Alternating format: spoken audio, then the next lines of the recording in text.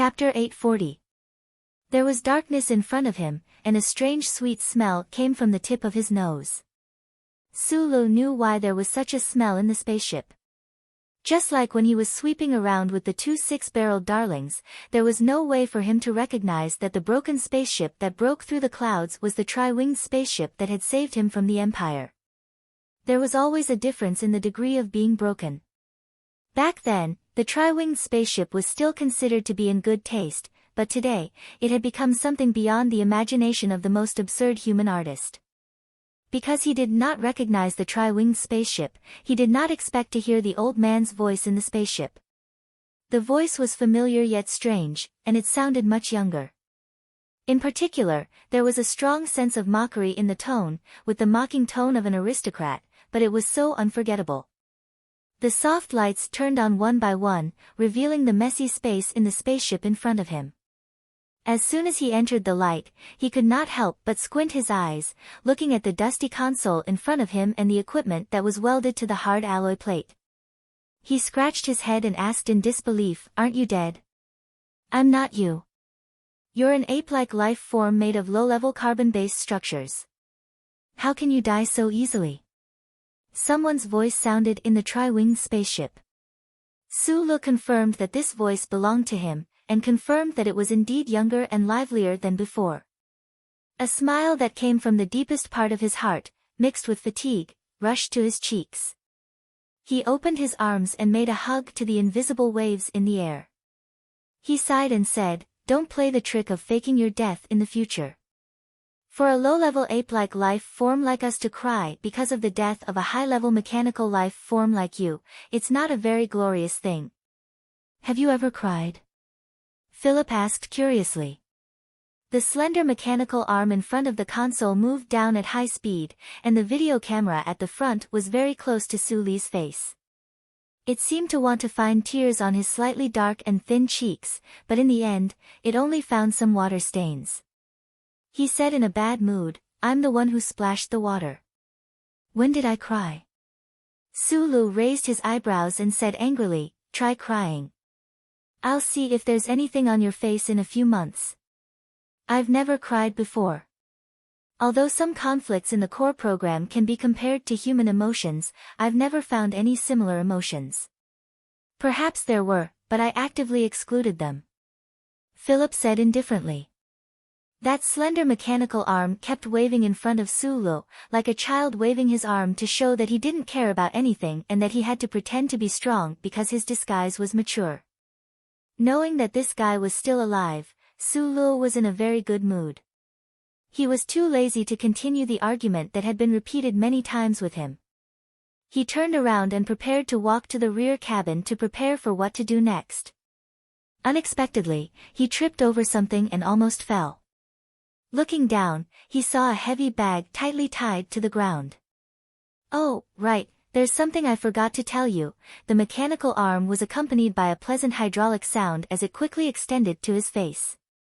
Philip's voice was a little strange, as if he was a little nervous. Sulu didn't pay attention to what this guy wanted to explain. His gaze left the bag and fell on the depths of the rear cabin. The shock in his eyes didn't disappear for a long time, and he didn't know how to interpret the scene in front of him. Under the dim and gentle light, there was a little girl wearing fluffy earmuffs.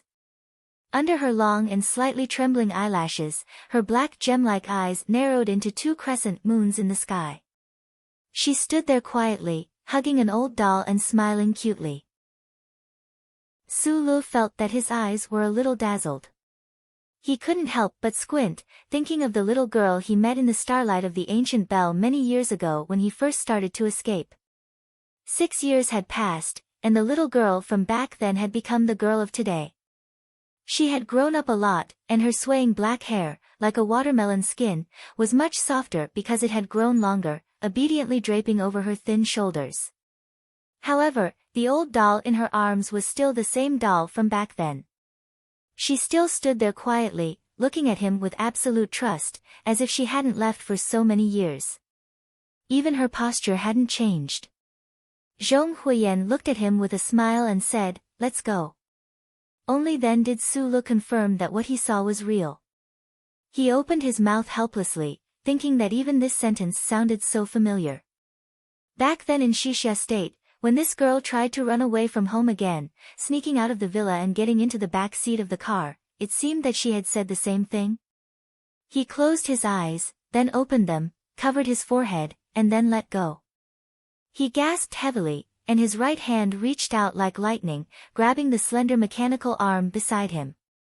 His fingers grabbed the bottom of the video camera as if he was strangling Philip's throat. He roared angrily, "What the fuck is going on? Who am I? I am the omniscient Philip, Xiao Fei. Well, I can only browse the central database now and can't transfer information, but I still know your life quite well. I know who she is, I know her relationship with you, so I believe that even if she knows that I am a living computer, it won't be a terrible thing. Do you have to force me to kill her? Lulu, you are too cold-blooded." The slender mechanical arm shook violently in Su Li's hand, like a weak female hostage trying to escape in horror. Philip cooperated with his emotions at this time, performing a perfect performance, and seemed to be very intoxicated with it. "Who said I would kill her? You know I'm not talking about this stupid thing." Sulu glared at the camera and said angrily, "I'm asking why she is on this broken ship of yours." Philip felt that Sulu was really angry at this time, and the slender mechanical arm suddenly quieted down. The sound inside the spaceship instantly became high-speed and clear. "I tried to find you, and then I found Miss Zhong Huiyan outside the Wangdu Prefectural Ming apartments. After communicating with her, I knew that she was also trying to find you, so two like-minded partners formed a temporary search team. Today, we monitored the government's information and confirmed that we were looking for you, and that you were in a drunken stupor in the Ivy Garden." "You were looking for me?" Sulu rubbed his eyebrows and looked at the little girl who was timidly grabbing the corner of his clothes. He frowned and said, "Last time, Tai Ziyuan told me in prison that now the Nanxiang family is taking care of you." "What happened?" "Nothing happened." Zhong Huiyan opened her innocent eyes, looked up at him and said, "Sister Nanxiang is very good to me." Although she wavered for a few seconds when she knew that you were from the Empire, in my opinion, it was already very good. Madame Nanxiang should also be a beauty when she was young. They even specially invited a professor from the First Academy to give me a theoretical physics lesson. I have a good life in Nanxiang Manor." Sulu released the hand that was tightly holding the slender mechanical arm, reached out and rubbed her hair, and said, "Get to the point. If that's the case, why did you run away? No matter how good it is not my home." Zhong Huiyan struggled to poke her head out from his evil hands and said seriously, "I believe that you will definitely be able to escape, so I sneaked out in advance to meet up with you." Sulu said directly, "I am from the Empire." Zhong Huiyan frowned her thin eyebrows, obviously unhappy because of this sentence. She pouted and said, "Even Sister Nanxiang only wavered for a few seconds. Brother, do you think this kind of thing will affect me?" Sulu felt a little warm in his chest, but there was still no expression on his face. He said coldly, "I'll send you back right away." "No." Zhong Huiyan's face turned red and she screamed angrily, "You are my guardian, how can you leave me alone? How can I care? I am now running away, and the whole Federation is chasing me. In the next second, this broken ship may be blown into scattered garbage by a warship's main cannon. Do you want to die with me?" Sulu sternly reprimanded, "If you don't want to go back to the Nanxiang Manor, I'll send you to the back mountain of Macho. If that doesn't work, I'll send you to the engineering department of Harbor City. Shang Qiu is there. Haven't you always liked her?" Toward the end, his tone had become much gentler, even turning into a kind of pleading. Under such circumstances, he didn't care what kind of danger he would be in if he sent the little girl to these places, because he knew very well that it was the most dangerous thing to follow him in the universe now. "My ship is not broken." The slender mechanical arm went around Su Li's body and lowered to Zhong Huiyan's cheek. It rested on the little girl's shoulder, which was trembling because of anger, and said bitterly, "And you can rest assured that no warship's main cannon can hit us." When it came to education, the situation where parents had different standpoints was the most frightening. Su Li's expression slightly stiffened, and he said in a low voice, "Even if it's all right, can you follow us to wander in the universe? You still have to go to school, you still have friends, you can't live an inhuman life with a guy like me and this broken computer." "Brother, you said that I am a real genius, and ordinary schools can't teach me at all, so I don't need to go to school." Zhong Huiyan stared at him and said angrily, "And you know, I don't have any friends at all, so what's wrong with me following you?" Su Lu shook his head and still refused to agree. Zhong Huiyan's brows furrowed, and her small mouth tightly pursed, desperately holding back the urge to cry. She stepped forward and grabbed the corner of his clothes, gently shaking it, her clear and tender voice slightly trembling. "Brother, you will be lonely and bored running away alone. You should have a companion, just like on the ancient bell back then. I will accompany you, okay?" As she spoke, tears that were as clear as spring water overflowed from her eyes and trickled down her face. The slender mechanical arm slowly left her shoulder, trembling slightly, and then made a strange turn, just like a human wiping their wet eyes. Philip's sad voice kept echoing in the cabin, "It really makes one want to cry. How can someone be so heartless? You're still talking about it?" Sulu stared fiercely at the front end of the mechanical arm and said in a cold voice, "If you didn't take her on board, would there be such a problem now?" Philip's voice suddenly became calm and serious as he said, "When I saw this scene, even I was deeply moved, so I decided to take Miss Zhong Yanhua on board the tri-winged warship." A two-dimensional hologram appeared in the dim cabin. Sulu frowned and looked at it. Zhong Huiyan turned her head and stood beside him. She also curiously looked at it, her fingers never letting go of the corner of his clothes. On the hologram screen, in the cold winter wind, a little girl wearing an oversized woolen coat was slowly walking in the falling leaves and snow. The big school bag behind her seemed so heavy, and her steps seemed so strenuous. Her little face was red from the cold, but there was still a hopeful smile on her face. From time to time, she would blow 2 mouthfuls of warm air into her hands, stomp her feet, and squint her eyes to look at the sky, as if waiting for something. Zhong Huiyan pointed at the hologram screen in surprise and said to Su Lu beside her, "That's me, that's me." Philip's voice sounded again, and he softly explained to Su Lu, "At that time, you should still be preparing to escape from prison." She had already left the Nanxiang Manor and was walking through the streets of the capital. She had been to many places, such as the Xishan courtyard, such as the Wangdu apartment, just for the small hope of waiting for you. On the cold streets, in the middle of the night, she never gave up. She even tried to take a car to the port to find you. Su Lu narrowed his eyes and looked at the constantly changing images on the hologram screen. He looked at the little girl who was shivering in the cold wind, squatting at the corner of the street and vigilantly watching the pedestrians. He didn't know why, but his chest was full of a sour taste. He couldn't imagine how the little girl who was alone and had no one to rely on spent so many days in such cold weather, and how much suffering she had suffered. He subconsciously stretched out his hand and tightly held the cold little hand next to him. Zhong Huiyan smiled and let him hold her hand. She leaned against him contentedly, and her eyes narrowed into cute crescent moons. But in her heart, she was a little nervous and thought silently, in fact, she had been living very well these days, but why did she look so miserable and pitiful on the screen? Should she explain to her brother? Just as Su Lu was about to say something, a deep male voice full of vicissitudes of life sounded in the space. The most unbearable and tragic memory of when he fled the empire suddenly appeared in his mind. His face changed dramatically, and with lightning speed, he put the earmuffs on the confused Zhong Huiyan beside him, and then tightly covered his ears. The moon falls and the crow cries, it is always 1,000 years of wind and frost. The sound of waves is still the same, but there is no night of that year. Today, you and I, how should we repeat the story of yesterday? Can this old ticket board your broken ship?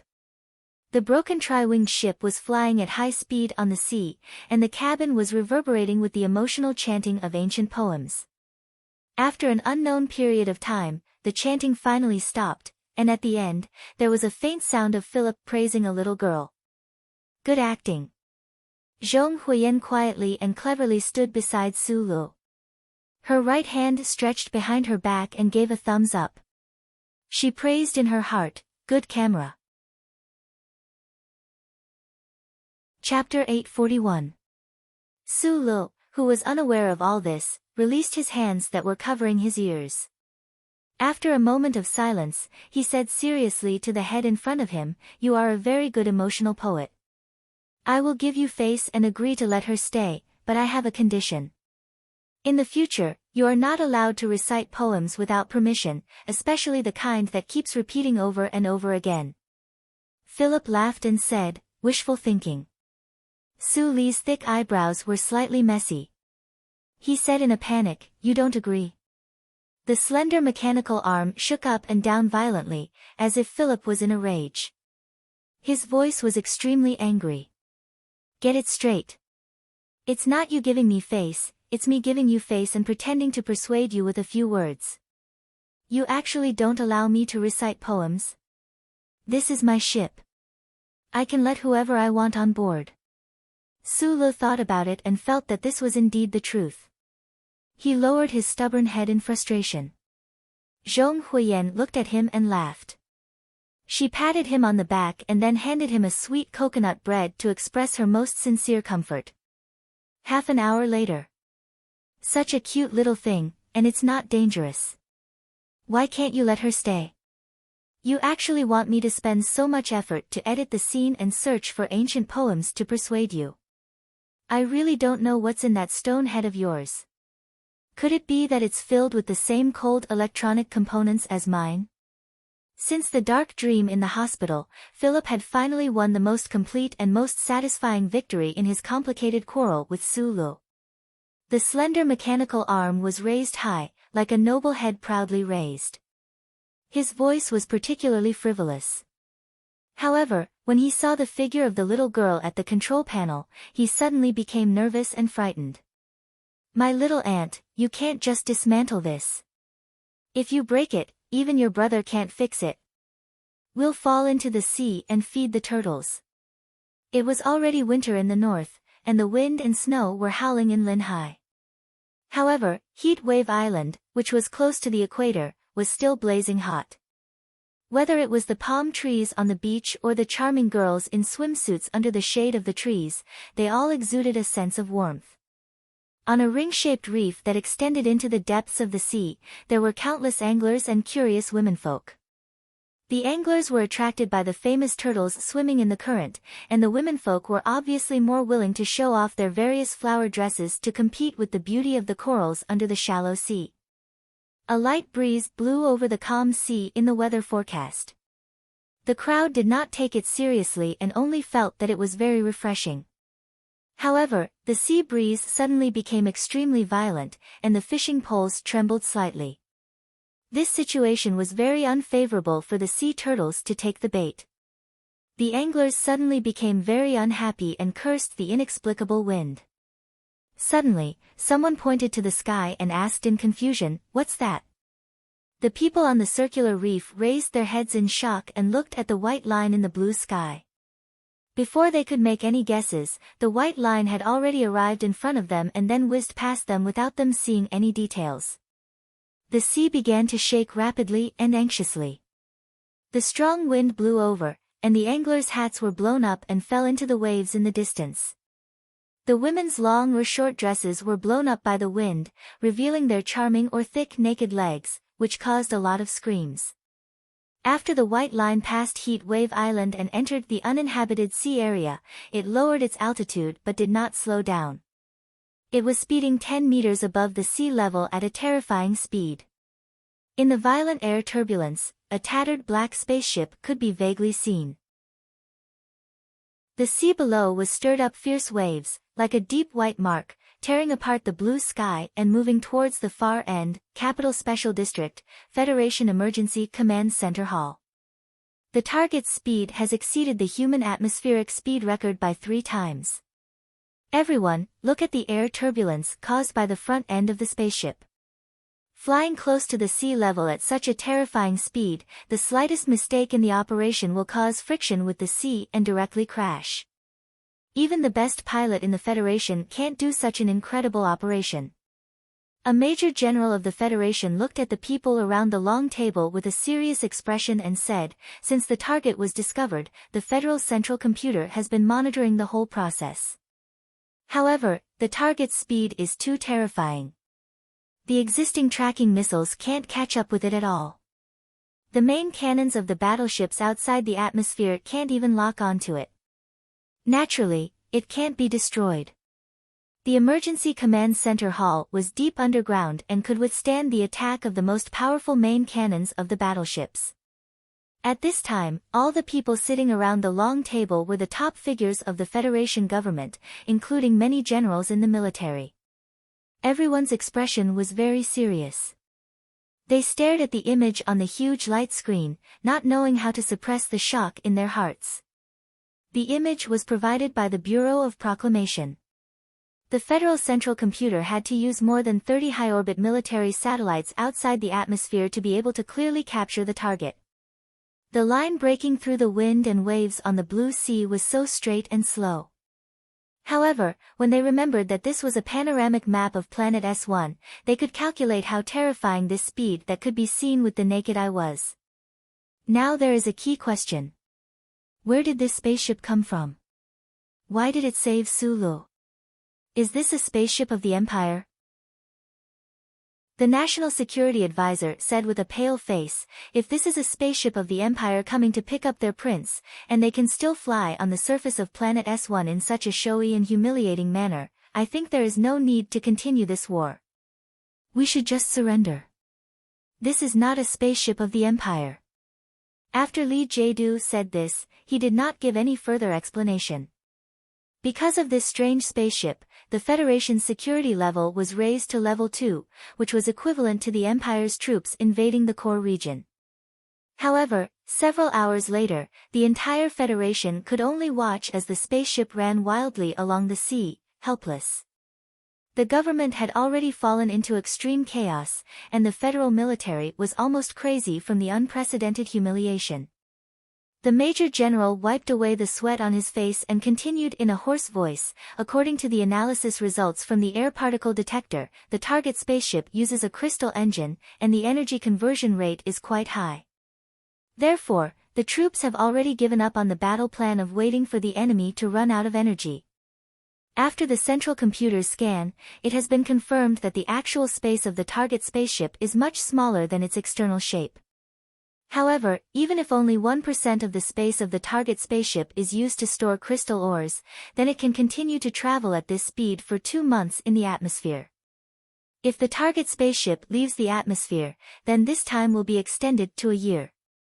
An official from the Bureau of Proclamation added, and then looked at the Federation generals across the long table and said in a deep voice, "In the Ivy Garden, the Bureau of Proclamation has already monitored the acceleration of the target spaceship. If the military had been able to capture the fighter at that time, they could have destroyed it instead of waiting until now. The target spaceship has already accelerated." The Federation generals' epaulets flashed with golden stars, but their expressions were abnormally dark. They did not show any angry resistance to the Bureau of Proclamation's accusation. Although they knew that this was a problem caused by the Federation's bureaucratic and slow system, as soldiers, they could only watch as that broken spaceship showed off in their own country. Then, other than silence, their only response was to destroy the spaceship. The only good news now is that, according to calculations, at the target spaceship's terrifying speed, the current weapon systems are unable to effectively attack. This also means that the Federation's safety is not a problem for the time being. Speed is a problem for both sides. The Federation Major General forcefully suppressed the anger in his heart and continued in a deep voice. The Federation Investigation Director frowned in confusion and asked, "I don't really understand why we can't attack when the speed is fast. Even so, the target spaceship can be attacked as long as it decelerates, and then it can accelerate and leave. Isn't that fine?" The Federation Major General explained in a deep voice, the target spaceship's engine can support its acceleration or deceleration, but to decelerate at such a terrifying speed in such a short period of time, even Su Li's body won't be able to withstand such a heavy load. He will die immediately. He looked at the important figures around the long table and said in a deep voice, if the target spaceship attempts to decelerate an attack, I guarantee to the Federation on behalf of the military that we will completely destroy the target before it completes its deceleration adjustment and attacks. The heavy and oppressive atmosphere in the hall was slightly relieved by these words. The sound of chair legs rubbing against the floor and the sound of tea being sipped rang out after a long period of silence. At this moment, a deep, powerful, yet somewhat tired voice suddenly came from the end of the long table. If that spaceship doesn't decelerate and attacks instead, how will the military respond? Everyone looked at the end of the long table, not understanding the meaning of these words. They thought to themselves, since the military and the Bureau of Proclamation have already determined that the target spaceship won't be able to attack at this speed, why are they still worried? If it doesn't decelerate, we won't be able to destroy it, and it won't be able to activate its weapon system to attack the Federation. But if it doesn't use its weapon system to attack, and instead just crashes over like a rock toward Parliament Hill or the President's residence, then what should we do? President Pabre, who had been silent for a long time at the end of the long table, looked at everyone and said calmly, I know the personality of the man in the spaceship very well. I believe he will dare to do this. The atmosphere in the hall that had just relaxed suddenly became tense again following the president's calm words, even more so than before. All the officials and generals present knew very well what Su Lu had done in the target spaceship. When that person was still a nameless young second lieutenant, he dared to face the pressure of the Iron Calculator family and the Federal Academy of Science, chopping down Hushan Road and the Research Institute with one axe. He dared to ignore the pressure of the madam behind Macho's back mountain, running to Planet S2 and directly killing Senator Macklin, who was once deeply loved and respected by all the Federation citizens. He dared to sit in a spaceship alone and travel through the space channel to hunt down a fleet of the Empire. He dared to start a war with the entire Federation for the dead Tiger Zhong and those innocent people. There was nothing in the universe that he didn't dare to do, and this naturally included controlling that broken spaceship to perish together with the president's residence or Parliament Hill. This didn't make sense, but it was the hard truth. Amidst the dead silence, President Pabre stood up and said indifferently, he will contact us. Just wait. Chapter 842. After ending the communication, Su Lu was silent for a long time. Like a tired captain, he held the control panel with both of his hands through the thin layer of dust and lowered his head. His hair that used to be as hard and straight as weeds finally drooped down. Zhong Huiyan was able to capture his true feelings at this moment, so she did not remove the 3 restraints on her body or comfort him with a piece of coconut milk bread that was no longer fresh. Instead, she just looked at his back silently, quietly waiting for him to get rid of this emotion. But it was obvious that although Philip had much more computational ability than ordinary human beings, he was clumsy when it came to judging the real emotions of people by observing their facial expressions and body movements. So, he asked casually, what's the result of your judgment with Mr. President? When are we leaving? Su Li's hands slowly left the control panel that was covered in dust and stood up straight. He felt like a rusty machine that had been restarted. There was a soundless sound of friction in his body. He did not answer the question. Instead, he began to observe the interior of the spaceship in silence. From this moment until a long time later, this spaceship would be his shelter, and his last home. Su Lu was busy escaping. Only now did he have time to carefully observe the spaceship that had once rescued him from the Imperium and then crashed on the mineral planet. The 3D hologram in front of him accurately displayed all the details of this broken spaceship. The attached components that looked like metal garbage outside the spaceship, the structure of the spaceship, and the 3 systems inside the spaceship were all visible at a glance. Compared to the deformed and huge outer hull of the spaceship, the main body of the spaceship, which was wrapped in the metal garbage boxes at the core, was very small. In terms of scale, it was probably like a small table in a skyscraper in the port city. If the metal garbage boxes attached to the spaceship were made of special alloy materials, then even if the main cannon of the Federation spaceship hit them directly, it would not be able to penetrate the 700 meters of broken metal components outside the spaceship. What Sulu was paying attention to was not the resistance of the spaceship but the fact that such a modification that went against the design principles of the spaceship did not cause the spaceship to disintegrate directly. He stared at every detail in the three-dimensional hologram carefully, and his eyes gradually narrowed. He realized that the seemingly random metal boxes outside the spaceship were in fact arranged in a hidden way. If he connected the gaps between the metal boxes or the components, he could vaguely see an extremely complicated air cooling system. The only problem with this spaceship was that its aerodynamics were not very good, and it was obvious that it was not very suitable for humans to control. However, Sulu knew that this was because Philip did not care about these things. He could not hide his shock as he rubbed his hair and asked the person beside him, "How did you do it?" The distorted hive system is very good in terms of both its defensive capabilities and its ability to penetrate the atmosphere. Philip's proud voice rang out from the cabin. With such a large mass, a normal crystal engine would definitely not be able to provide enough power, Sulu said. "I know that you must have done some modifications, but I don't understand. There has always been a design plan for a new engine." Philip laughed loudly. "Last time, I waited for you in the Empire for a year, so I snatched a lot of materials. In the past year or so, I also snatched a lot of spaceships in Bermuda. Only then did I have enough resources. Before I went into hibernation last time, the modifications were always in progress, and now, it has finally been done." "There has always been a design plan for a new engine?" Sulu asked in surprise. "Why haven't the spaceships of the Federation used it? According to your notes, the production of this kind of special alloy should not be too difficult. It's a matter of authority. There are actually some good things in the central database of the Federation. Although most of them are the wishful thinking of psychiatric professors, there are still some shining points occasionally. However, according to the restrictions of the core program, many of these designs are prohibited from entering the industrial field." Philip's voice suddenly became extremely calm. Sulu could not understand. After a long silence, he frowned and asked, "There are clearly better things that can help the Federation forces win more victories, but in the end, you were restricted from telling the Federation? Then why did you make this spaceship now? If the glory of the Charter was once my body, then now that I have been exiled and left the Black Prison, I will naturally no longer be restricted by the prison rules.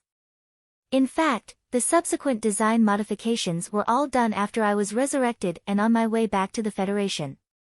Philip calmly replied, but it could be vaguely sensed that he was not willing to explain more on this issue. He used a proud and frivolous voice to successfully change the topic, preventing Sulu from thinking about this issue in depth. "After I modified this spaceship, it has two very special characteristics. They are that it is very sturdy and very fast. Other than that, it has no other advantages. Even its computing power is somewhat low because it lacks the help of sufficient computing tools. No matter how you look at it, this spaceship is not the most advanced in the universe, but it is definitely the sturdiest and fastest. You can imagine it as a thick-skinned lightning-fast man, ha." Amidst the dry laughter, Sulu frowned and grasped a certain part of Philip's words. With a serious expression, he asked, "You can't obtain the computing tools in parallel?" "Yes, I can't hack into the crappy computer core under the Bureau of Proclamation to obtain authority, so I can't order every crappy chip in the Federation to work for me. Also, I don't have such a large and complex database as before. Don't be surprised and disappointed, because if you do, I will express my disappointment at your so-called genius mind. Do you think that this crappy spaceship has enough space to store the central database of the Federation? You can't perform high-speed calculations like before." Sulu stared sideways at the probe and said, "Doesn't that mean that we can't keep up with the speed of the charter computer when calculating the trajectory of the ship?" Doesn't that mean that the Federation warships can calculate our trajectory at any time and then send us to the bottom of the sea to feed the turtles in advance? You don't have to worry about this. Although I don't have the central database, I can enter it. In other words, I'm sunbathing in the glory of the charter right now. When those Federation warships outside the atmosphere want to shit, I can see it immediately. Bah! To add a bit of imagination, you can think of this spaceship as a thick-skinned lightning-fast man who likes to peep. Philip said regretfully, it's a pity that I can only perform read and write operations in the central database. Otherwise, I could at least move some important data onto the ship, such as those porn movies you like to watch the most. It's really uncomfortable to be only able to peep and not steal. Su Le subconsciously glanced at Zhong Huiyan from the corner of his eyes. After confirming that the little girl was sleepy and did not hear what the guy had said, he was relieved. He asked the probe a very important question: does this mean that if we leave the Federation, we will no longer be able to use the central database of the Federation? Of course. According to my calculations, it will take at least 300,000 years to develop a quantum-to-particle communication mode that ignores the benchmark chip nodes and directly crosses the universe. But you still don't have to worry. It's like turning an online game into a standalone game. You can play more freely. Su Le could hear the sadness in Philip's tone. He patted the probe and comforted him. I still have some of the blueprints and data you sent over in my brain. If you need them in the future, you can take them back. Those things are too little. The key problem is that you don't have a chip on the back of your neck. Even if you plant another one, I don't have enough resources. I don't dare to casually drill into your brain to play with it. So, how can I take it back? Do I have to wait for you to draw them one by one? Then I'll wait until the end of time. Hearing Philip's ridicule, Su Le waved his right hand and directly pushed the slender mechanical arm connected to the probe against the wall. In exchange, a certain guy without a body cried out in pain. At some point, Zhong Huiyan woke up.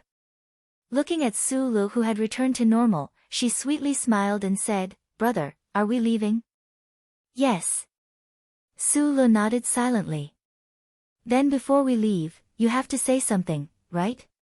An hour later. Su Le looked at the dense text on the hologram. He touched the back of his head and said in surprise, "Did I say so much just now? It doesn't feel like it's my style." "Your style?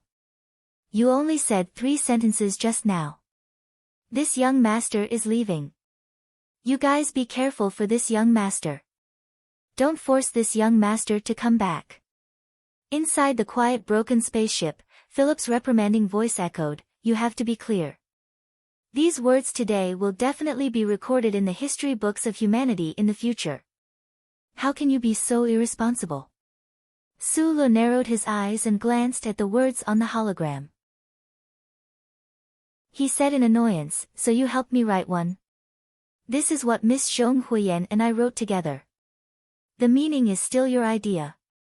We just moistened the pen and added some additions based on what we know about your life story. What do you think of my literary talent? Don't say it's bad. As the Schiller's personal writing computer and material extraction library, my literary talent can't be bad." Su Le's straight eyebrows slightly wrinkled. He said in a low voice, "Indeed, it's similar to my idea. Then I'll have to trouble you to help me send it out." After saying this, he tapped his finger and turned off the hologram in front of him. He then pulled up the scene outside the spaceship and looked at the blue sea passing by at high speed below. He was silent for a long time under the indifferent monitoring of the glory of the charter, under the nervous gazes of countless big shots in the Federation, under the main cannons of dozens of Lightfeather-class battleships, at the end of the predetermined trajectory of thousands of missiles. A huge broken black spaceship, like a ghost, no, like a thick-skinned man of lightning, sprinted across the blue sea, the green grassland, the vast snowy land, and the night sky of the land city. The black spaceship used the whistling sound of the air tearing, and the high temperature at the bow of the spaceship announced that it was not peeping. Instead, it was openly and emotionally looking down at the mountains, rivers, seas, birds, beasts, and people that it was once familiar with. It flew over Feicheng, which was not the tallest and most definitely the strangest snowy peak in the Federation. It glanced at the tomb of war god Li Pifu, left its own shadow in the quiet lake at the foot of the mountain, and fell into the eyes of the beautiful woman who was under house arrest by the lake. It flew over countless busy cargo lines in the port city industrial park, glanced at the birthplace of the MXT mecha suit deep underground, and silently bid farewell to Shang Qiu, who was holding a pencil and deep in thought in the brightly lit room in the apartment building. The black spaceship turned north, quickly flew over the sky of Linhai State, and arrived at the Rose River in the snowy sky. It came to the top of the Iron Gate of Yue University, and then quietly left the female dormitory in the Plum Garden. A moment later, it flew over the Wangdu Prefectural Ming Apartments, and then entered the airspace of the Capital Special District along Route 3. It did not go to the Charter Square, did not go to the empty Parliament Hill, and did not go to the President's residence. Instead, it flew from the West Mountain compound to the back of Macho Mountain. In a hidden room in the back of Macho Mountain. The handsome and perfect Empire Master looked at the thin young man of the Federation opposite him with a smile and said seductively, "My family is from the ancestral planet, so I am not from the Empire. You don't have to have any innate resistance to me. I have a very long story to tell you about the ancestral planet and the catastrophe, and I would like to invite you to do a very meaningful job. I do have an extraordinary interest in the galaxy above my head." Tai Ziyuan smiled and raised his right index finger, pointing at the brilliant starry sky that was isolated by the cold alloy, and said indifferently, "But men have their own responsibilities, so I can't go now. After a few years, if I can take care of things properly, I welcome you to come to the Federation to find me again. Of course, as for the story of the ancestral planet and the catastrophe, I will listen very sincerely now, no matter how long it takes."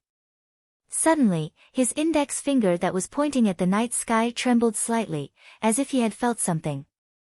He suddenly looked up and was silent for a moment. Although he did not see anything, there was a relieved smile on his face. On the balcony, Feng Yu, whose face was weathered, and the corners of his eyes showed that he was old, put his feet on the railing, and did not care that he was exposed to the starlight and the glory of the Charter, arrogantly enjoying the winter breeze of this old royal garden. Lady Tai sat 10 meters away from him, her face as cold as the thin ice on the lake, her hands clenched tightly, as if she had no intention of talking to the professor of the past. An unsigned letter appeared on the largest civilian forum of the Federation. Although the government of the Federation discovered it in the shortest amount of time and carried out the most thorough blockade, there was still no way to stop the letter from spreading in certain remote corners. All the people of the Federation who saw the letter knew who wrote it. For someone who was qualified to speak to the entire Federation, there was no need to sign his name. The general content of the letter was as follows: "I am an orphan of Donglin. Until today, I still think so, because that is how my life began in my memory. When I was very young, my parents and sister died in a mine accident. Since then, I have been living alone. Although the life of an orphan is somewhat difficult, the government has given us a house to live in and allocated us protein, meat, and food. I am very satisfied. But back then, I thought that this was what the government of the Federation should do, because my parents paid taxes, and that damn Crystal Mining Federation, for some reason, did not provide any compensation other than insurance. More importantly, the education I received since young told me that the Federation is a democratic, free, and equal country, and every law-abiding citizen will be protected and saved. Some people say that democracy is the tyranny of the majority over the minority. I do not agree with this, because of the word tyranny. If it is said that for the benefit of the majority, we have to sacrifice the benefit of the minority, I can try to understand it. But if it is said that for the benefit of the majority, we need to sacrifice the minority, I cannot understand, even if it is a reasonable sacrifice. What kind of sacrifice is reasonable? Whether a man wears a military uniform or not, to protect his land, property, women, and children, to resist invasion, to protect his home from being burned by artillery, to protect his women from being raped, and to protect his children from being crushed into meat paste by mechas, this kind of sacrifice is reasonable. The sacrifice in the explosion of the concert is unreasonable, and the sacrifice in the explosion of the ancient bell is also unreasonable, because those who sacrificed themselves did not ask to sacrifice themselves for your ideals.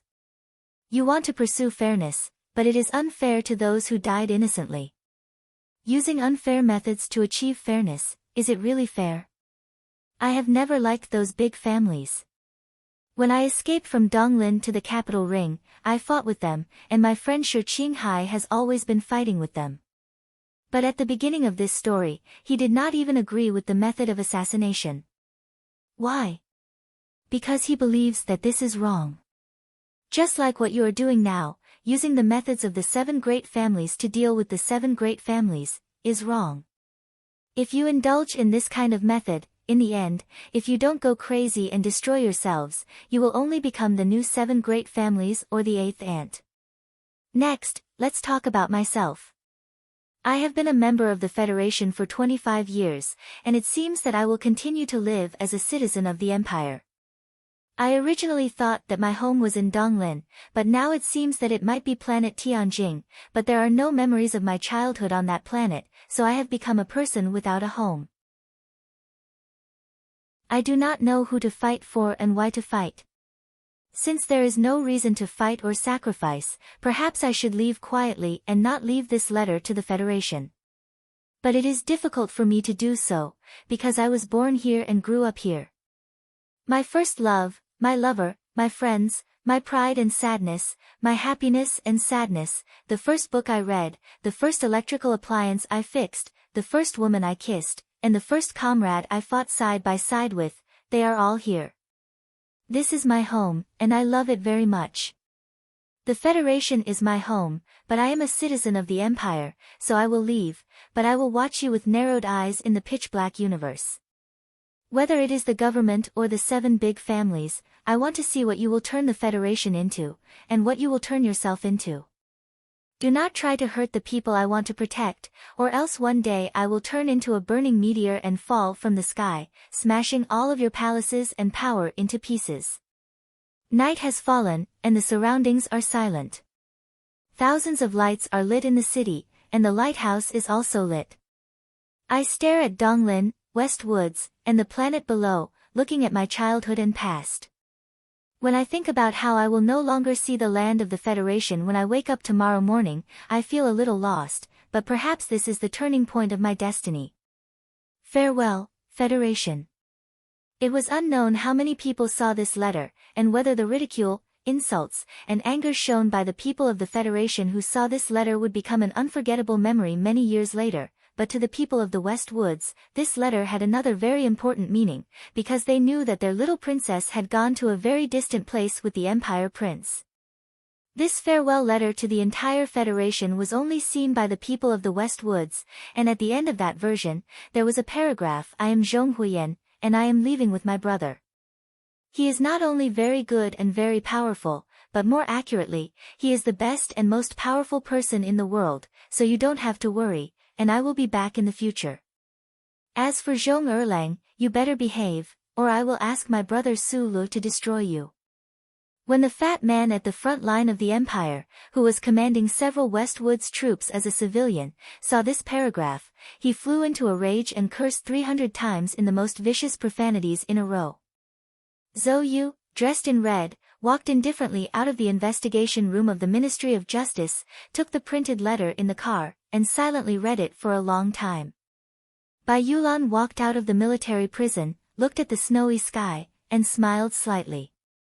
She gently hugged her wife who came to greet her, and squatted down to gently stroke her bulging belly. Jian Shuier saw this letter, Shang Qiu saw this letter, Tai Ziyuan saw this letter, Li Xiaotong saw this letter, and everyone who should have seen this letter, including the President of the Federation. President Pabre slowly walked to the floor-to-ceiling window of the Oval Office, and silently looked at the dark night. His dark face seemed darker than the night, and said in a low voice, "Go quickly, no matter where you go, it's best that you don't come back." On a certain day in the late winter of the 72nd year of the constitutional calendar, it was snowing heavily in the capital special administrative region. Tourists and residents from afar were happily playing with their children in the snow. The childish snowmen and the snowballs that were flying all over the sky formed a moving picture. The Bureau of Proclamation building at the end of the broken road in the suburbs was also shrouded in snow. The atmosphere in the building was quite depressing and tense. All the departments were efficiently coordinating and monitoring the target, waiting for the target to leave after reaching an agreement and writing a farewell letter.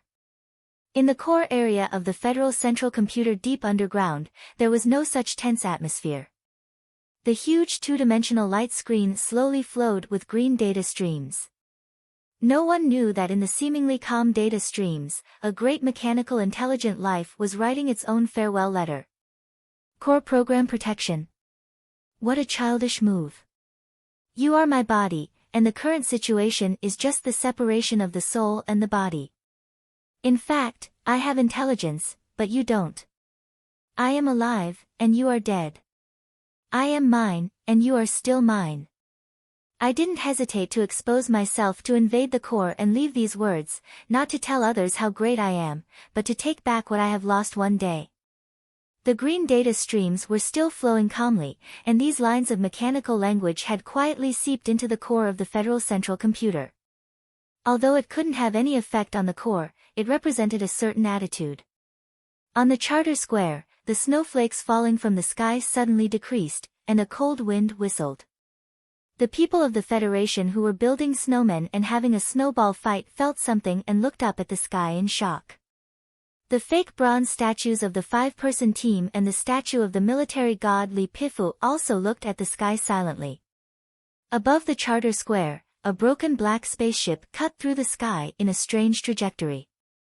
Wherever it passed, the high-temperature jet ejected from the tail end of the crystal engine instantly evaporated the surrounding snowflakes, drawing a very clear pattern.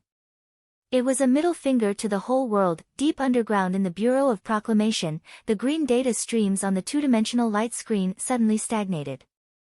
The eye that appeared for only 0.0001 seconds slowly appeared in the preface of the mechanical language. It looked up at the sky indifferently, and then disappeared in the blink of an eye, turning into 2 lines of extremely simple words. Childish. Bye-bye. This letter is wonderful, isn't it? In fact, my ancient alphabet is very good, and I can write countless beautiful sonnets, but no one in the Federation is interested in these relatively simple words, so I am very lonely. Philip said proudly. I said that I don't want to hear you recite poems, and I insist that whether it is the sentimental letter or the childish arrogance and pretentiousness revealed in the final farewell posture, they are not my style. Su Lu replied. Philip suddenly fell into silence, and after a long time, he said calmly, "This is my farewell. Don't forget, this is also my hometown." Su Li's eyes passed through the edge of the old moon and looked at the beautiful blue and white planet that was getting farther and farther away. He narrowed his eyes and said, "I will be back." Zhong Huiyan, who was standing beside him, asked curiously, "Now the question is, where are we going?" "Anywhere." This is the most standard lousy answer.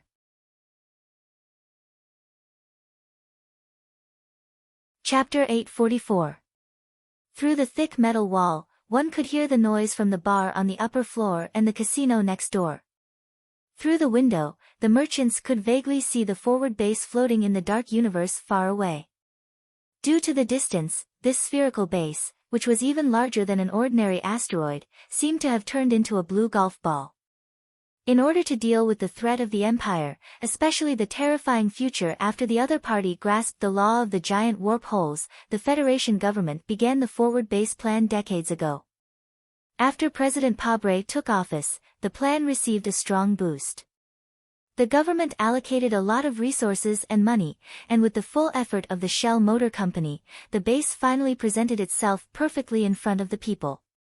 This was the space station closest to the forward operating base. It was responsible for the entertainment of the soldiers during their shifts. It had all kinds of well-equipped entertainment venues, and there was even a legal casino. On the outer corridor, many soldiers of the Federation could be seen chatting casually with glasses of wine in hand.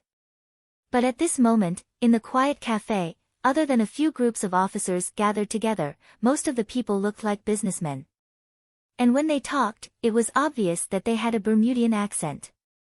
It was an incredible scene for merchants from Bermuda to appear in the Federation military space station, which was very close to the front line, especially when not far ahead was the boundless space passage of the Night Scorpion Nebula. The appearance of these merchants here definitely had something to do with the Empire's smuggling channels. But for some reason, the Federation officers who were drinking tea in silence did not show any signs of shock. There was a saying in the Federation, money is everything. But the fact that the federal military tolerated the appearance of these foreigners without microchips in the military space station had little to do with this saying. The reason these Bermuda smugglers had this privilege was not only because of their connections with the big families of the Federation, but more importantly, because of certain reasons, the Federation government had been tacitly allowing and even condoning this kind of smuggling all these years. Soft music floated in the quiet cafe, but the atmosphere was not very relaxed. Whether it was the Bermuda merchants waiting for the arrival of the smugglers or the silent Federation officers, their expressions were extremely solemn and depressed. The Federation officers were worried about the situation at the front line, and the merchants were worried about what kind of damage the situation at the front line would bring to their goods. The battle at the front line is getting more and more desperate. The fleets on both sides are competing with each other to clear out the enemy.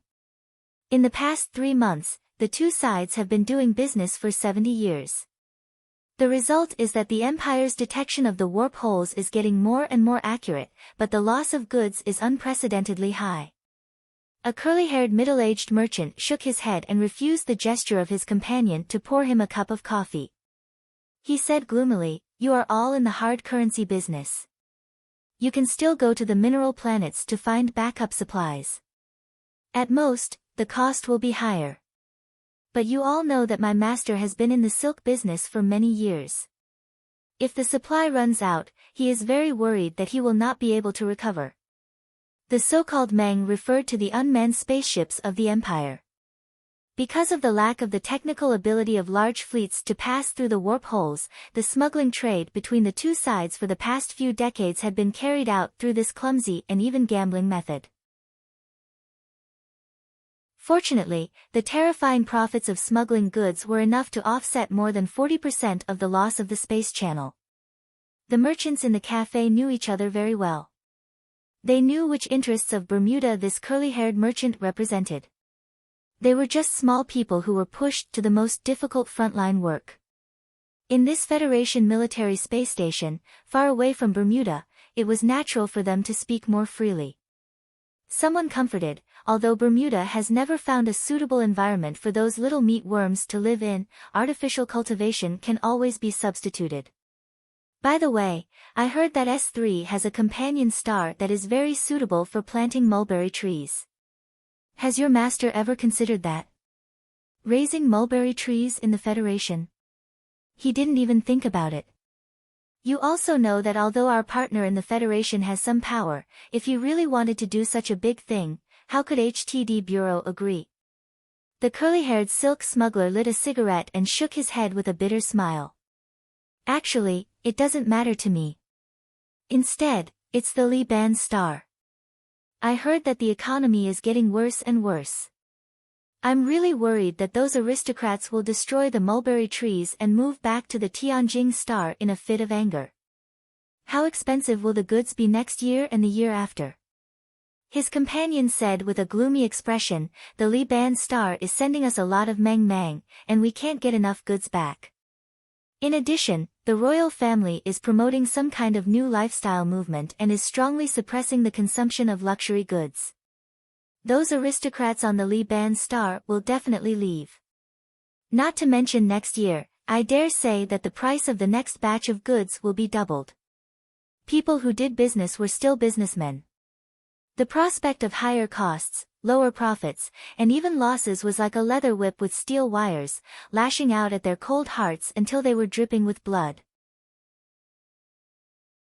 All the businessmen were silently thinking about their future prospects, and the sounds of discussion suddenly became softer.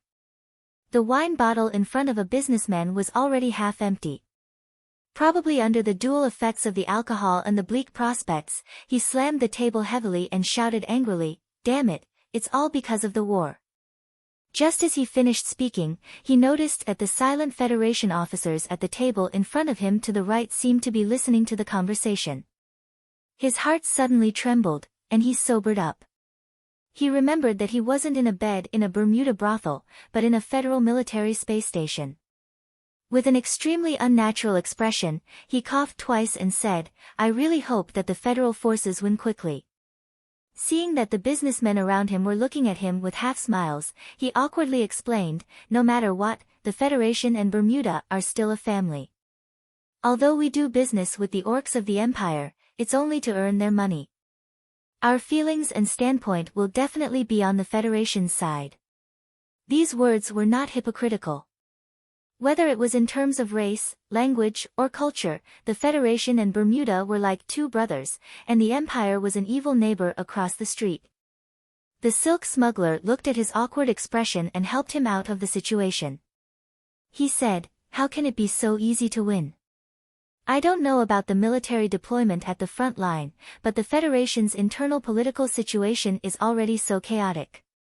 I don't think that the Federation can achieve a decisive victory in a short time." "Isn't the Federation's political situation very stable?" someone asked in surprise. Last month, the Parliament Hill passed the Inheritance Tax Bill, the Limited Information Disclosure Bill, and the regulations to clean up the foundation. Even the Sanlin United Bank has now fallen into silence. Who dares to go against President Pabre?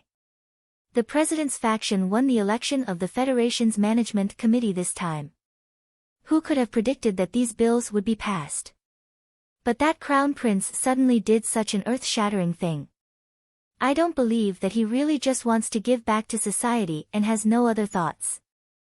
I think that President Pabre is now facing a real problem. Which Crown Prince? Someone frowned and asked in confusion. The coffee shop suddenly fell into a dead silence, as if that person had mentioned a name that should never be mentioned. The silk smuggler put down the coffee cup in his hand and explained with a bitter smile, "Don't get me wrong, I'm talking about the Crown Prince of the Thai family." After hearing the explanation, the atmosphere in the coffee shop suddenly relaxed a little. The buzzing sound of discussion started again. The merchants who didn't know the latest information all asked what the Crown Prince of the Thai family did. The smuggler, who almost said the wrong thing because he was drunk, weakly laid on the chair. He looked at the people around him and said with a sad face, "If the silk is out of stock, the most we will have to pay is some money. If the important people don't wear a few pieces of silk underwear, it's not a big problem.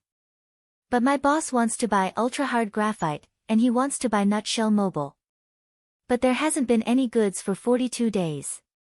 What do you think I should do?" After hearing this sentence, the smugglers next to him were stunned. Supplying Nutshell Mobile was equivalent to supplying the federal military. In the past, this kind of smuggling business was undoubtedly the most profitable and the most secure type of business. It wasn't even an exaggeration to say that when he went to pick up the Nutshell Mobile, the Federation government would send a combat team from the Whitewater Company to escort him for the whole journey.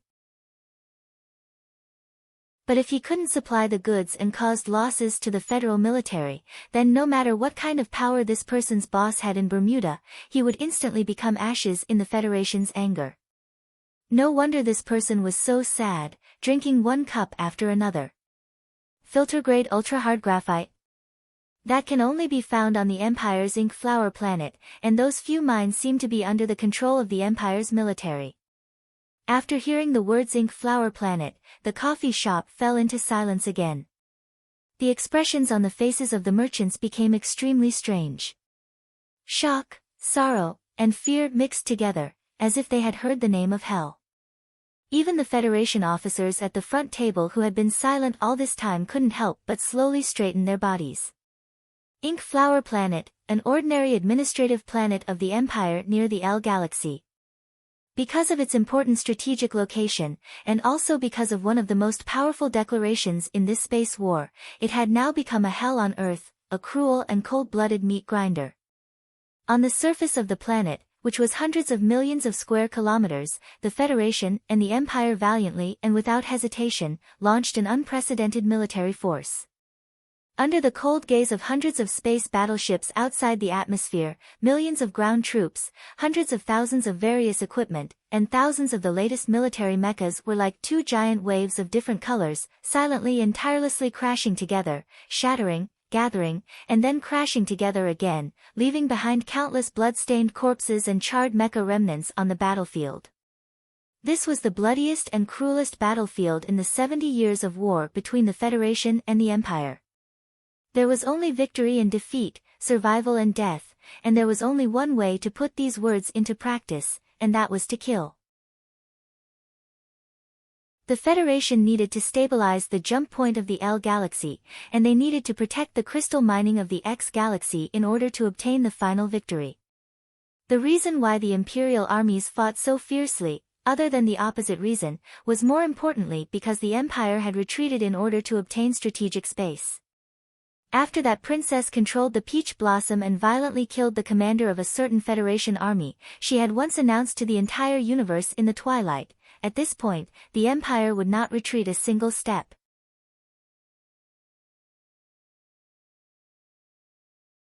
Chapter 845.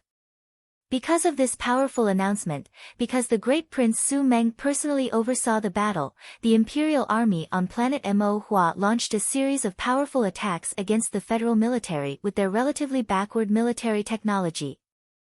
The Imperial soldiers who were unafraid of death in the mountains and lakes were frantically searching for a chance to destroy the enemy or even perish together with them. These troops that suddenly erupted with extraordinary combat power not only forcefully blocked more than 100 Federation mechanics in the north of the Kirchner's line of fire, they even almost drove the Federal forces out of this planet filled with blood, fire, and death 2 years ago. If that person didn't come back. Huai Chaoshi, the Imperial princess who illuminated the left sky star region, personally oversaw this suffocating and seemingly endless battle. And the famous Federation general who looked at her from across the black blood battlefield, was Du Shaoqing. Before the 71st year of the constitutional calendar, Du Shaoqing was an extremely unfamiliar name to the Imperial Army and even the ordinary people. At that time, Du Shaoqing was already a famous general in the Federation who had been undefeated in military exercises for 10 years. However, this title of famous general only appeared on paper and in the electronic sand table. It did not have any real deterrence. Even though he led the Iron 7th Division in the counterattack in the West Woods and fired the first shot in the encirclement and annihilation of the Imperial Expeditionary Force, and in the subsequent battles, he demonstrated his powerful commanding ability and won consecutive battles. However, because the West Woods war zone was too far away from Tianjin, he still did not arouse the Empire's real vigilance. The Imperial Army started to really value this famous Federation general in the spring of the 71st year of the constitutional calendar. That year, the Federal forces passed through the Gary Corridor and the Night Scorpion Nebula and launched an all-out attack on the left sky star region. The Iron 7th Division and the new 17th Division were the vanguard, and in successive battles in the Yellow Disaster Star region, the Wooden Bird Star region, and the X or Star region, the Empire's native forces suffered heavy losses. And the most terrifying and powerful unit was Du Shaoqing's Iron 7th Division. In the spring of the 72nd year of the constitutional calendar, the Iron 7th Division and other trump cards were ordered to return to the capital ring to rest and reorganize, and the Empire's frontline troops welcomed a temporary respite. However, when Du Shaoqing led the Iron 7th Division into the battlefield again, the Empire was shocked to find that they did not value this person at the beginning. It was not only because Du Shaoqing had become the commander-in-chief of the Federation's frontline enemy with the rank of lieutenant general, but it was also because in the fierce war on planet Mo Hua, this famous general who was known for his indifference and self-discipline finally blossomed with all his brilliance in the mixed counterattack of the Empire's troops and the passionate and cold princess. Under this cold ice, countless scorching flames suddenly surged out. The command that was more precise and unpredictable than the calculations of the charter computer turned the more than 100 mechanics under Du Shaoqing's direct command into an enormous, silent, and indestructible battle machine. The mixed mecha battle, the joint coordination of the air and ground, and the bridging of the battlefield information system, every step the federal forces took on planet Emohua was so perfect, not leaving any loopholes for the Empire's side. One could not help but wonder how this Federation's famous general's brain was operating to be able to support such a precise and even delicate method. After all, war was not a calculus exam. A battlefield where even the smoke and debris could change the accuracy of the main cannons was naturally not an electronic blackboard in a university classroom. If Du Shaoqing and the federal forces under his command could only do this much, then the Empire's troops and their invincible princess would definitely not have any intention of backing down under such great pressure. Instead, they would launch an even fiercer counterattack. After all, they were fighting in their own star field, and they had the support of more than 1 billion people on planet Emohua. They had a relatively short supply line, and they had a lot of confidence and methods to smash this giant war machine of the Federation into pieces. However, the Empire did not expect that the opponent they were facing this time was actually more terrifying than they imagined. The Empire's troops were crazy, but the federal forces under Du Shaoqing's command were even crazier. The Empire's troops were cruel, but the federal forces under Du Shaoqing's command were even crueler. The Empire's guerrillas were constantly harassing the ruined city ruins. The federal forces were carrying out an even more ruthless purge. Behind the precise and perfect strategic deployment and command, Du Shaoqing, who had stepped onto the battlefield as a calm and steady autonomous robot, seemed to have turned into a cold-blooded war maniac. His methods on the battlefield were abnormally fierce and valiant, as if every Empire soldier on the battlefield was his nemesis who had killed his mother. This change began after he returned from the Federation. From that day onwards, no matter how tragic the battle was, Du Shaoqing forbade anyone from reporting the casualties of various troops to him during the duration of the battle. He only asked for the number of casualties of the enemy, and only asked for victory, victory after victory. After a brief silence in the space station cafe, a businessman shook his head and lamented, "Speaking of planet Emohua, the Empire has invested all of their reserve troops in Galaxy L. That terrifying princess personally came to the front lines 6 times in a row to supervise the battle, but she could not do anything to Commander Shaoqing. They could only passively defend and watch the federal forces approach the south step by step. If it wasn't for that princess, I think the federal forces would have already completely occupied planet Emohua and entered Galaxy L. If that was the case, you could swagger over there and take the minerals. Why would you still be in such a hurry here?" The silk smuggler smiled and said, "Just now, when we were talking about the Federation's unstable situation, I've actually been thinking, could Commander Shaoqing be so ruthless on planet Emohua have something to do with this? As a staunch supporter of the president, every battle he wins on the front lines can raise Mr. President's popularity by a few percentage points." After a moment of silence, the businessmen around them all nodded in agreement. Whether it was the people of the Federation, the people of Bermuda, or even the frontline soldiers of the Federation, until this day, they were still used to calling the enemy commander-in-chief of the Federation as Commander Shaoqing. It vaguely reminded them of the time when war god Li Pifu led the 17th Division to sweep across the universe.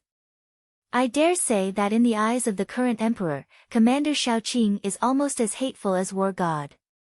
If we can kill him, the Empire is even willing to use the lives of hundreds of thousands of soldiers in exchange. As the businessman spoke, his eyes were suddenly attracted by the breaking news broadcast on the screen. The businessmen in the coffee shop and the silent officers at the tables raised their heads at the same time, subconsciously clenching their fists when they saw the news. The news broadcast was a mecha raid that had just happened on planet Emohua 2 days ago. On the screen, it could be clearly seen that dozens of Empire's Wolf Fang mechas were like thorny cannibal vines, launching a fierce attack on the Federation's convoy on the mountain road.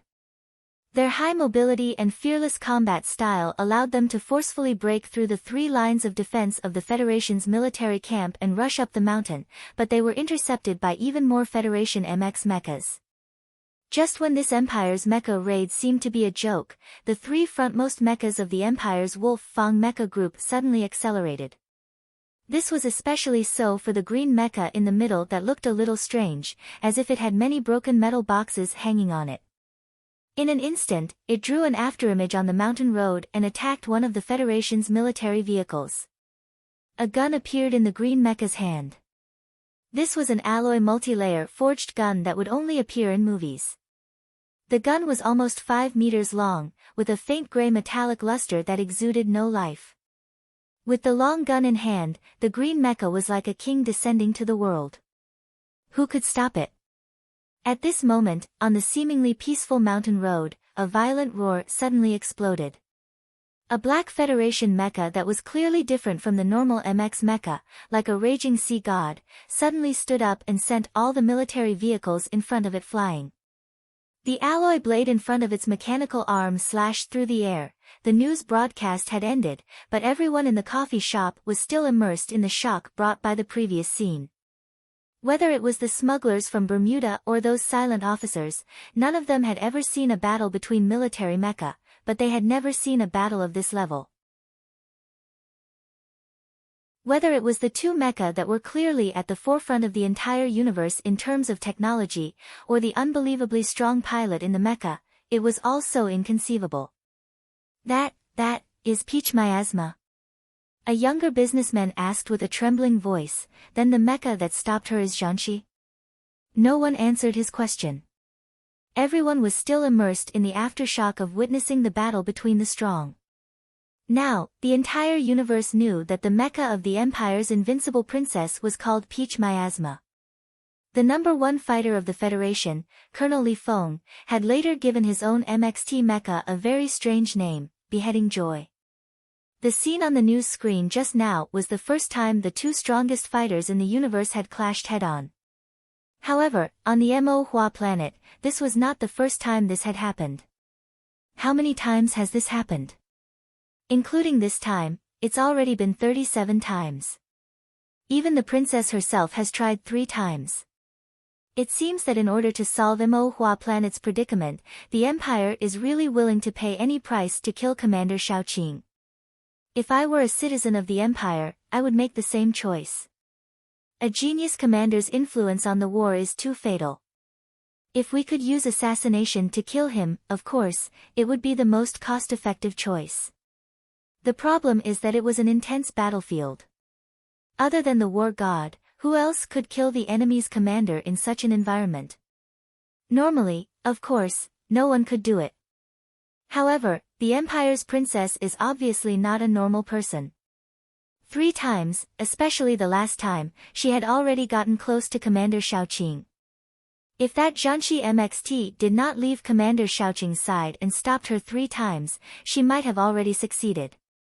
The silk merchant sighed with emotion, that Her Highness is really too frightening. She actually dared to think like that and act like that. You should know that even if she succeeded in killing Master Shaoqing, she might not have the opportunity to escape. I heard that she was seriously injured in these 3 attempts. Luckily, the Federation still has Madman Li, otherwise, the outcome of this battle on Mo Hua planet would be really hard to imagine. In the past, who would have thought that a strong fighter with a sufficiently advanced mecha could possibly change the outcome of a battle? You're right. Strong fighters like the Empire's princess and Colonel Li Feng, no matter which side had won more, the situation on the battlefield would immediately change drastically. The problem is, where can we find such a strong fighter? The atmosphere in the coffee shop suddenly became strange because of this sentence. After a long silence, someone sighed softly. There really was one in the past.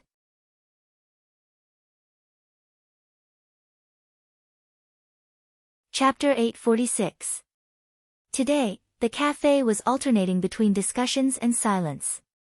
Perhaps it was because of the planet of death, or because of the shocking news, or because of the person mentioned in the exclamation. No one said the name because it had become a taboo for the Federation.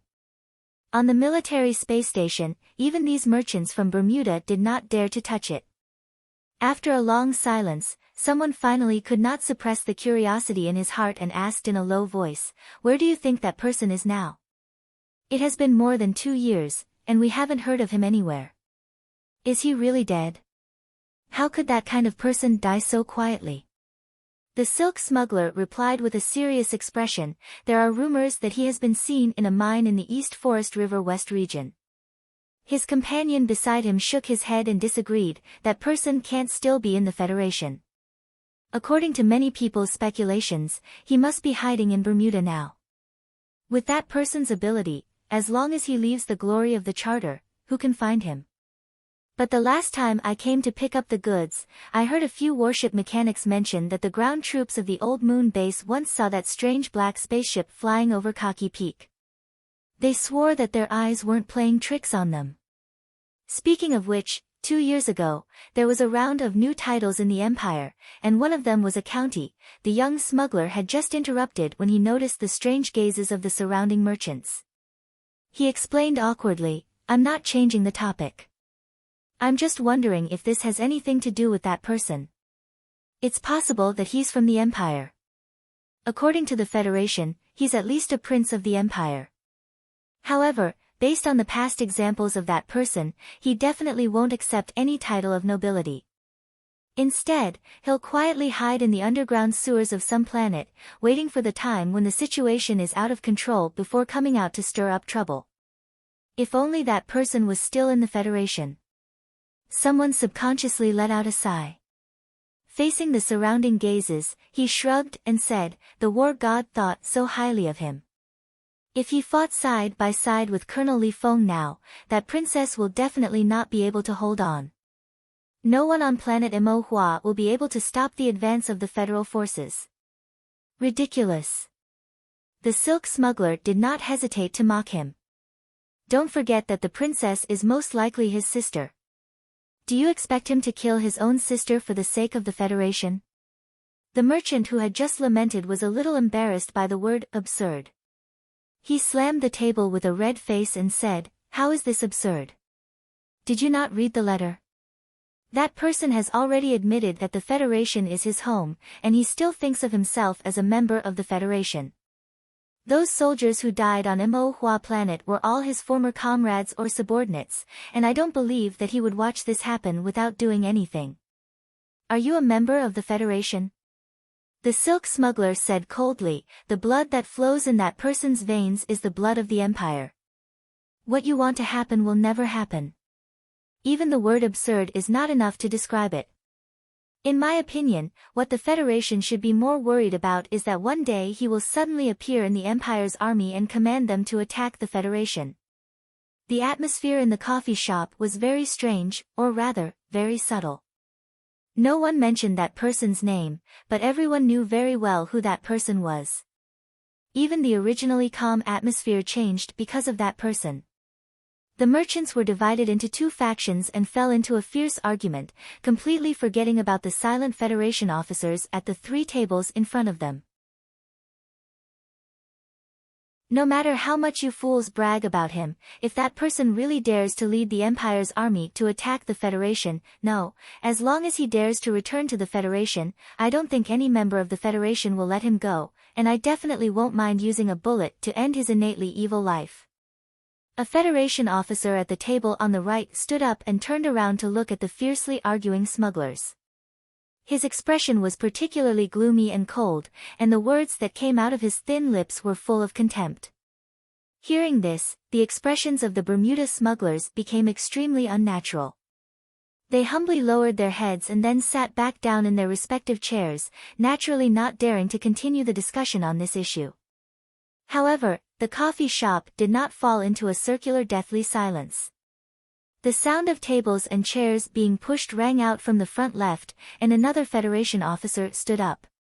Only when he stood up did everyone realize that this person was actually very tall and sturdy. His military uniform was actually somewhat deformed by his developed muscles, and coupled with his extremely short hair, he was filled with a kind of valiant and speechless feeling. This sturdy officer slowly turned around and looked at the previous Federation officer with narrowed eyes. He suddenly opened his mouth and said, "There is no life that is innately evil." The previous Federation officer who spoke with contempt and coldness was about 30 years old, but the epaulets on his shoulders indicated that he was already a major. Such a young major, if he didn't have a great background, then he had accomplished countless feats on the front lines. Only the accumulated confidence could support his evaluation. However, when he looked at the tall and sturdy officer in front of him, he couldn't maintain his cold and indifferent appearance. With a pa sound, he saluted, but the expression between his brows was great disapproval.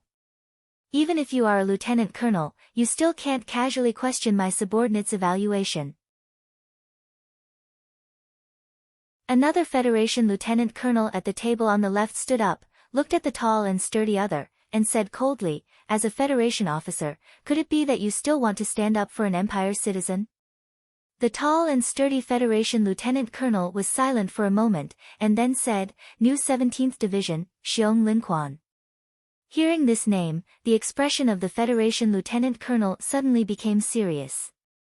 He slowly put on his military cap, raised his chin slightly, and said seriously, Iron 7th Division, Murongku.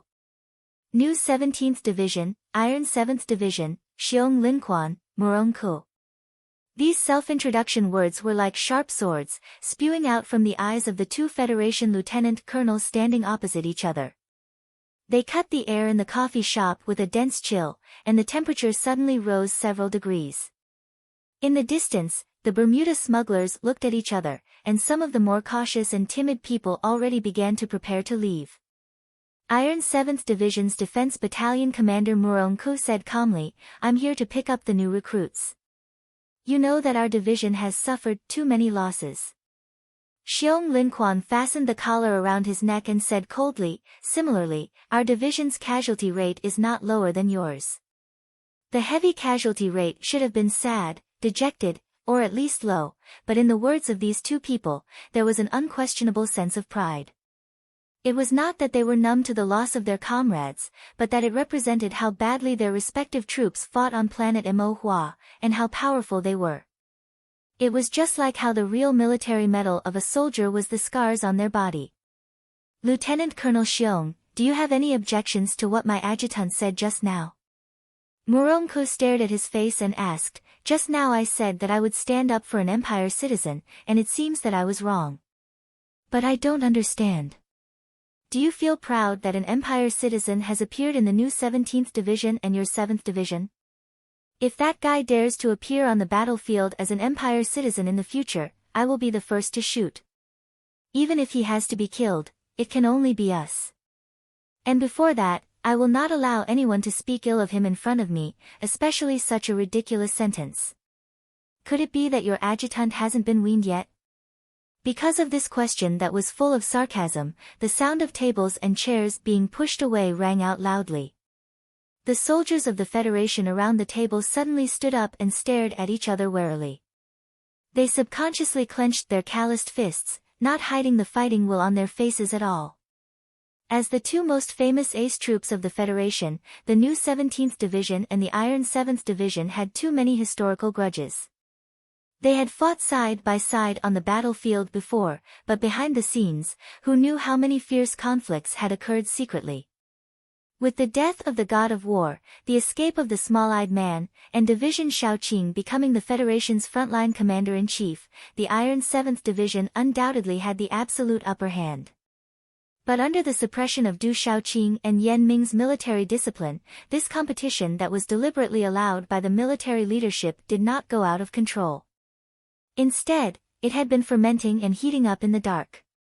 At this time, most of the soldiers who stood up around the table were new, but they had already learned about the glorious history of their respective troops and the story of these two opposing mountains from their instructors in the intensive training camp. Now that they suddenly confronted each other, they did not dare to show the slightest hesitation. Xiong Linquan's face was still indifferent. He did not care about the tense atmosphere at all. His eyes moved from Murongku's face to the young major of the Iron 7th Division. The corner of his mouth slightly curled up and he said mockingly, "You want to destroy that innately evil life with one bullet?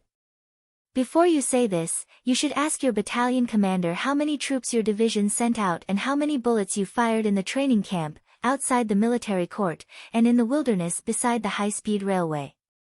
As for glory..." He turned to look at Murongku, raised his eyebrows slightly and asked, "The great undefeated Iron 7th Division has been defeated by the Empire's people time and time again. Do you think it's glorious?"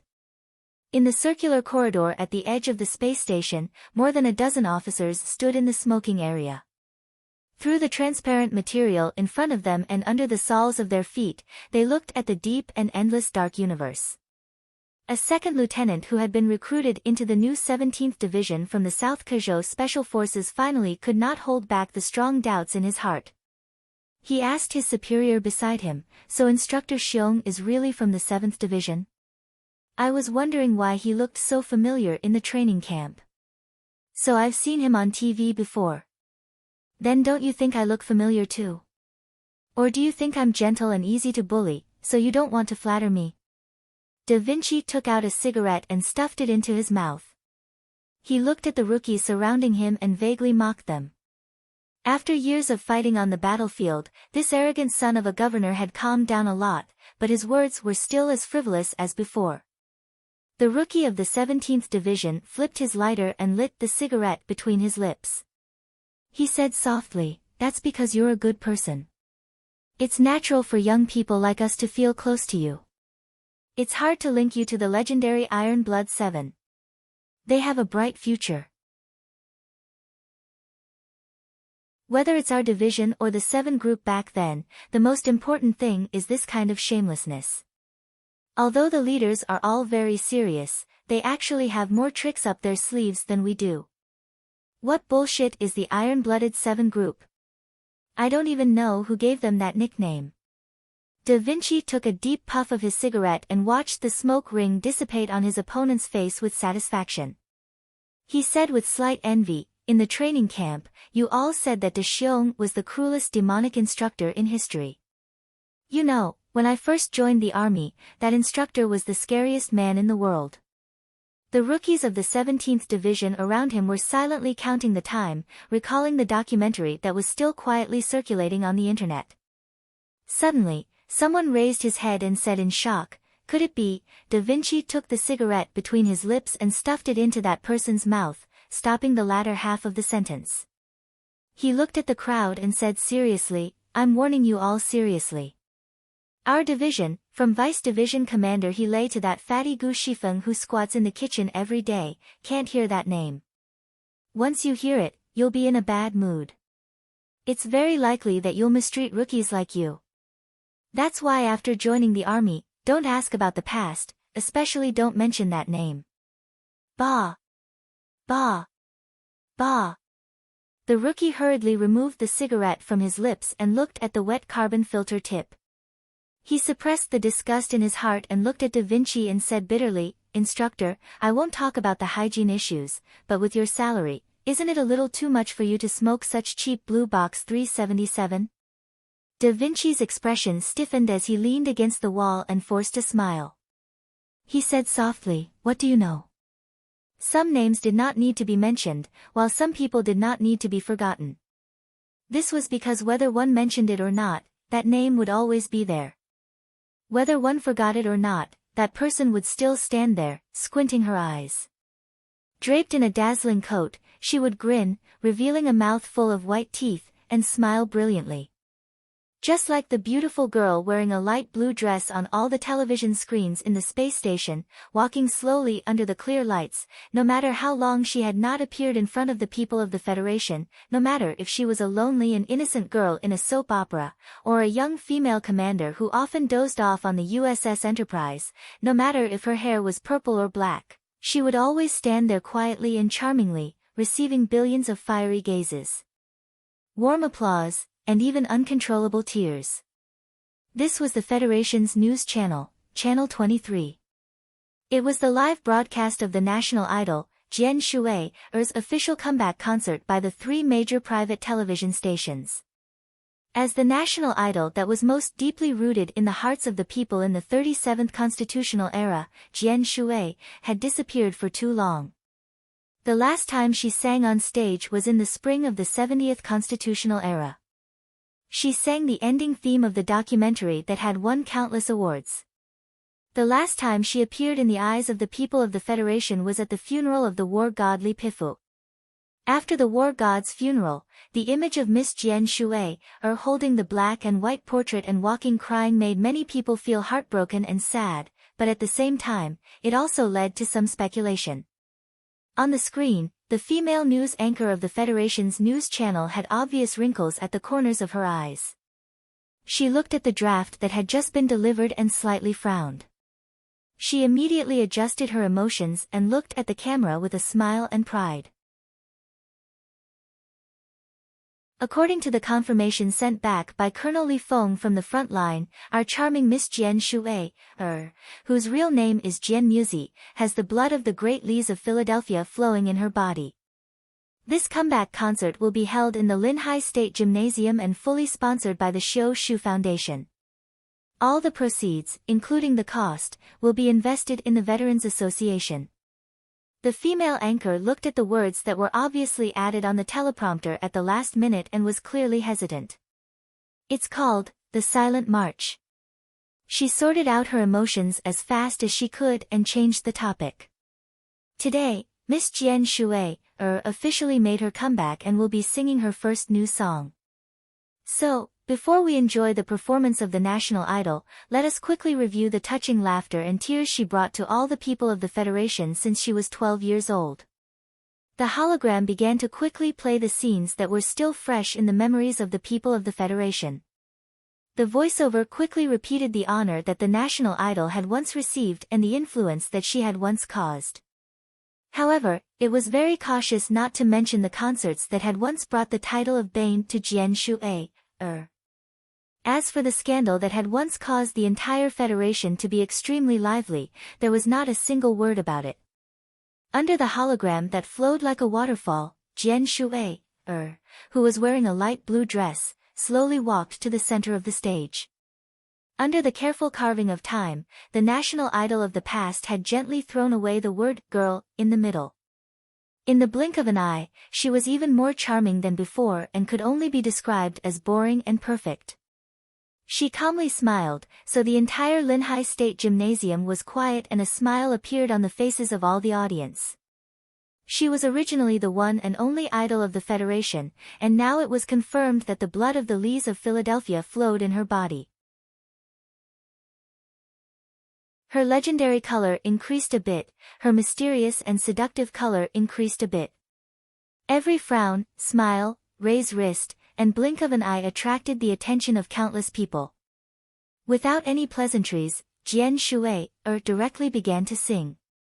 When the first word flowed out of her red lips and sounded along with the microphone, the hundreds of thousands of audience members in the concert began to crazily shout and scream. In front of the TV screens of thousands of households, who knew how many aunties were looking at her with affection, as if they were looking at a daughter who had not returned home for a long time.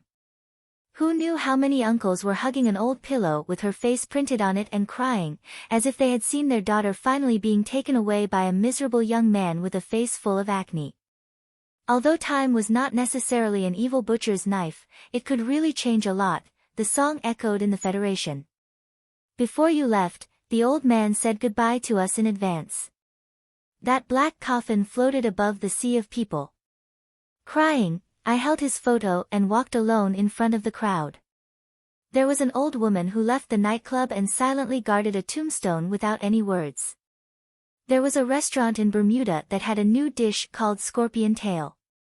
The broccoli beside the dish was like a beautiful man under the sun. His smile was as bright as the fireworks.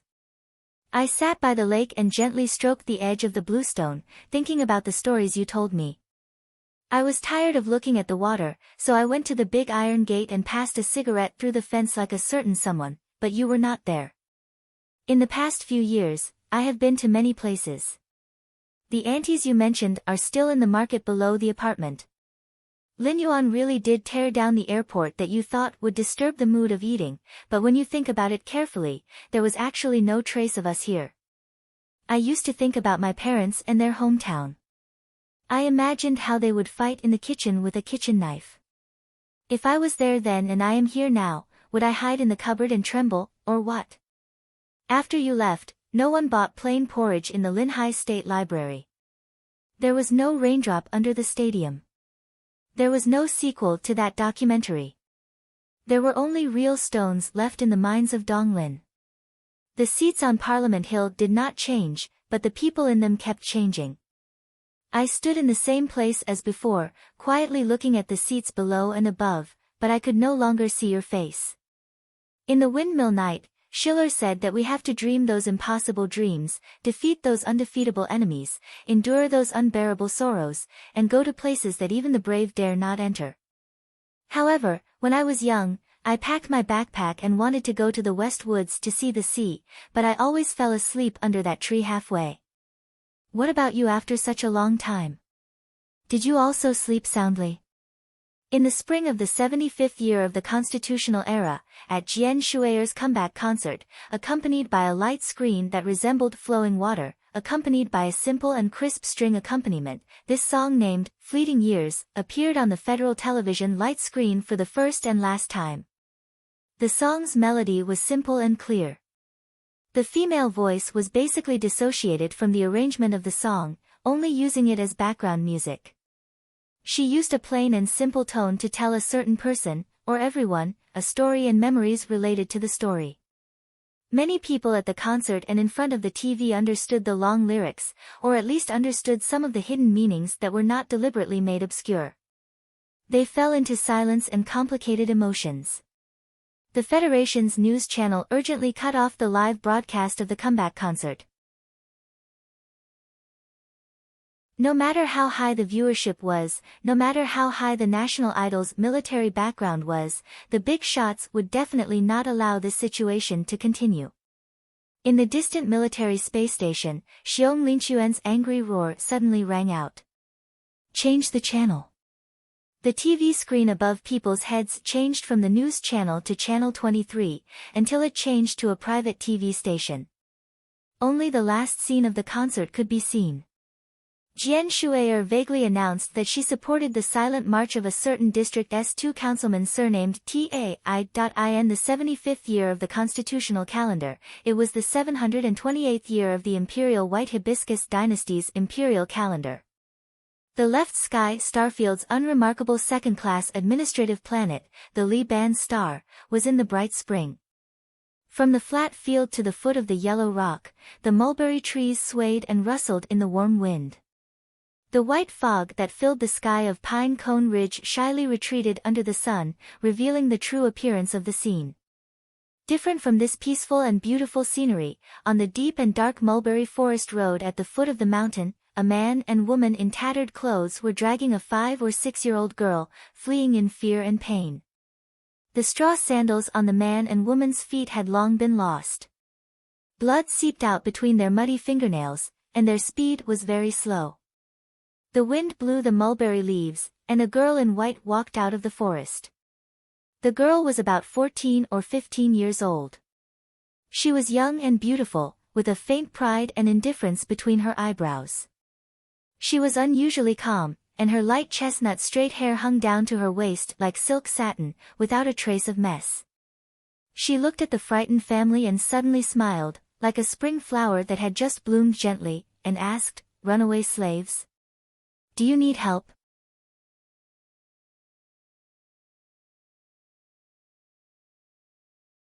Chapter 847. In the war between the Federation and the Empire, the most important and probably the only bargaining chip that the latter could place on the negotiation table was its huge population base and the terrifying explosive power that could be produced under the cruel and brutal rule of the imperial family. Of course, the premise of this sentence was that the warring parties were willing to sit on both sides of the negotiation table. The empire that ruled the entire left sky star region had a population of 90 billion, not to mention the countless private slaves and runaways that were not registered. Corresponding to the huge population, the social class segregation and the gap between the rich and the poor had reached a level that the Federation could not imagine. Li Ban Star had many beautiful scenery such as the spectacular Crimson Tower, Pine Cone Ridge, Yellowstone, tens of thousands of stone peaks and a green ocean of mulberry trees. The planet had earned a lot of wealth from the silk industry and tourism, especially after His Majesty the Emperor designated this place as a special tourist area and began to implement a strict interracial education policy. The future of the planet was incomparably bright. However, with the outbreak of war, the tourism industry was in trouble. Because of the new living policy of the empire, and because the smuggling channel to the Federation was interrupted, the silk industry was directly facing a situation of collapse. The aristocrats still wanted to enjoy a luxurious life, so the pain caused by the war could only be borne by the lowest class of slaves. This beautiful planet gradually became like other administrative planets of the empire, and the gap between the rich and the poor became more and more terrible. But even under such circumstances, runaways were still a very rare phenomenon, especially at this time in the village area where the mulberry trees were located. It was extremely remote and inconvenient to travel. The so-called empire law was often simply equivalent to the private army of the aristocrats, and no slaves had a chance to escape far away. Once a runaway slave was caught by the private army of the aristocrats, they would face a tragic end that was beyond the imagination of all kind people. The coachman of Bai Manor was called Du Zero. He did not have the courage to think about escaping the manor in his life. Even if he took his family to escape in the dark last night, running until his feet bled, he still clearly knew that he would be caught by the fierce private army of the manor before he could cross the mountain in front of him. Just when he was at his most desperate, Du Zero saw a young girl with light chestnut hair draped over her shoulders. She was dressed in clean white clothes. While he was terrified, he could tell that the girl had an extremely pure aristocratic accent. It was even more authentic than the aristocrats from the neighboring town that he had served in the past. If he had not been a coachman, this pitiful middle-aged man would not have any knowledge of the so-called aristocratic accent. But now that he heard it, he suddenly felt that he saw a ray of light in front of his somewhat blurred eyes. He pulled the frightened girl beside him and knelt down in front of the girl in white. He cried bitterly and said, "Yes, we are escaped slaves. Even if you ask me and my wife to die, I am willing to do so. But please save my daughter's life, miss." Then, the coachman Du Ling told a very tragic story. The gist of it was that in the Bai Manor, which he worked for, girls often disappeared for no reason in the past year. Then, the next morning, they would become weak corpses with their eyes wide open in fear in the river. The scariest thing was that the skin on the backs of these dead girls had all been cut off. And the scariest thing was that the slaves and pariahs of the manor would occasionally discover that the young master's room used to hear the frightened screams of girls. "There are already 4 of them. I don't want my poor daughter to be the 5th one." Du Ling cried bitterly and knelt on the ground. He kowtowed to the girl in white again and again. His snot and blood mixed together, which made him look very miserable. The expression of the white-clothed girl, who still had an innocent look on her face, didn't change after listening to his narration. Only her beautiful hazel eyes slightly shrank. She had heard too many similar tragic stories in the empire, but today, the coachman's narration was undoubtedly the most impactful one. She pulled her light chestnut straight hair to the back of her head, took out the white handkerchief on her wrist and tied it tightly. Her movement was neat and tidy.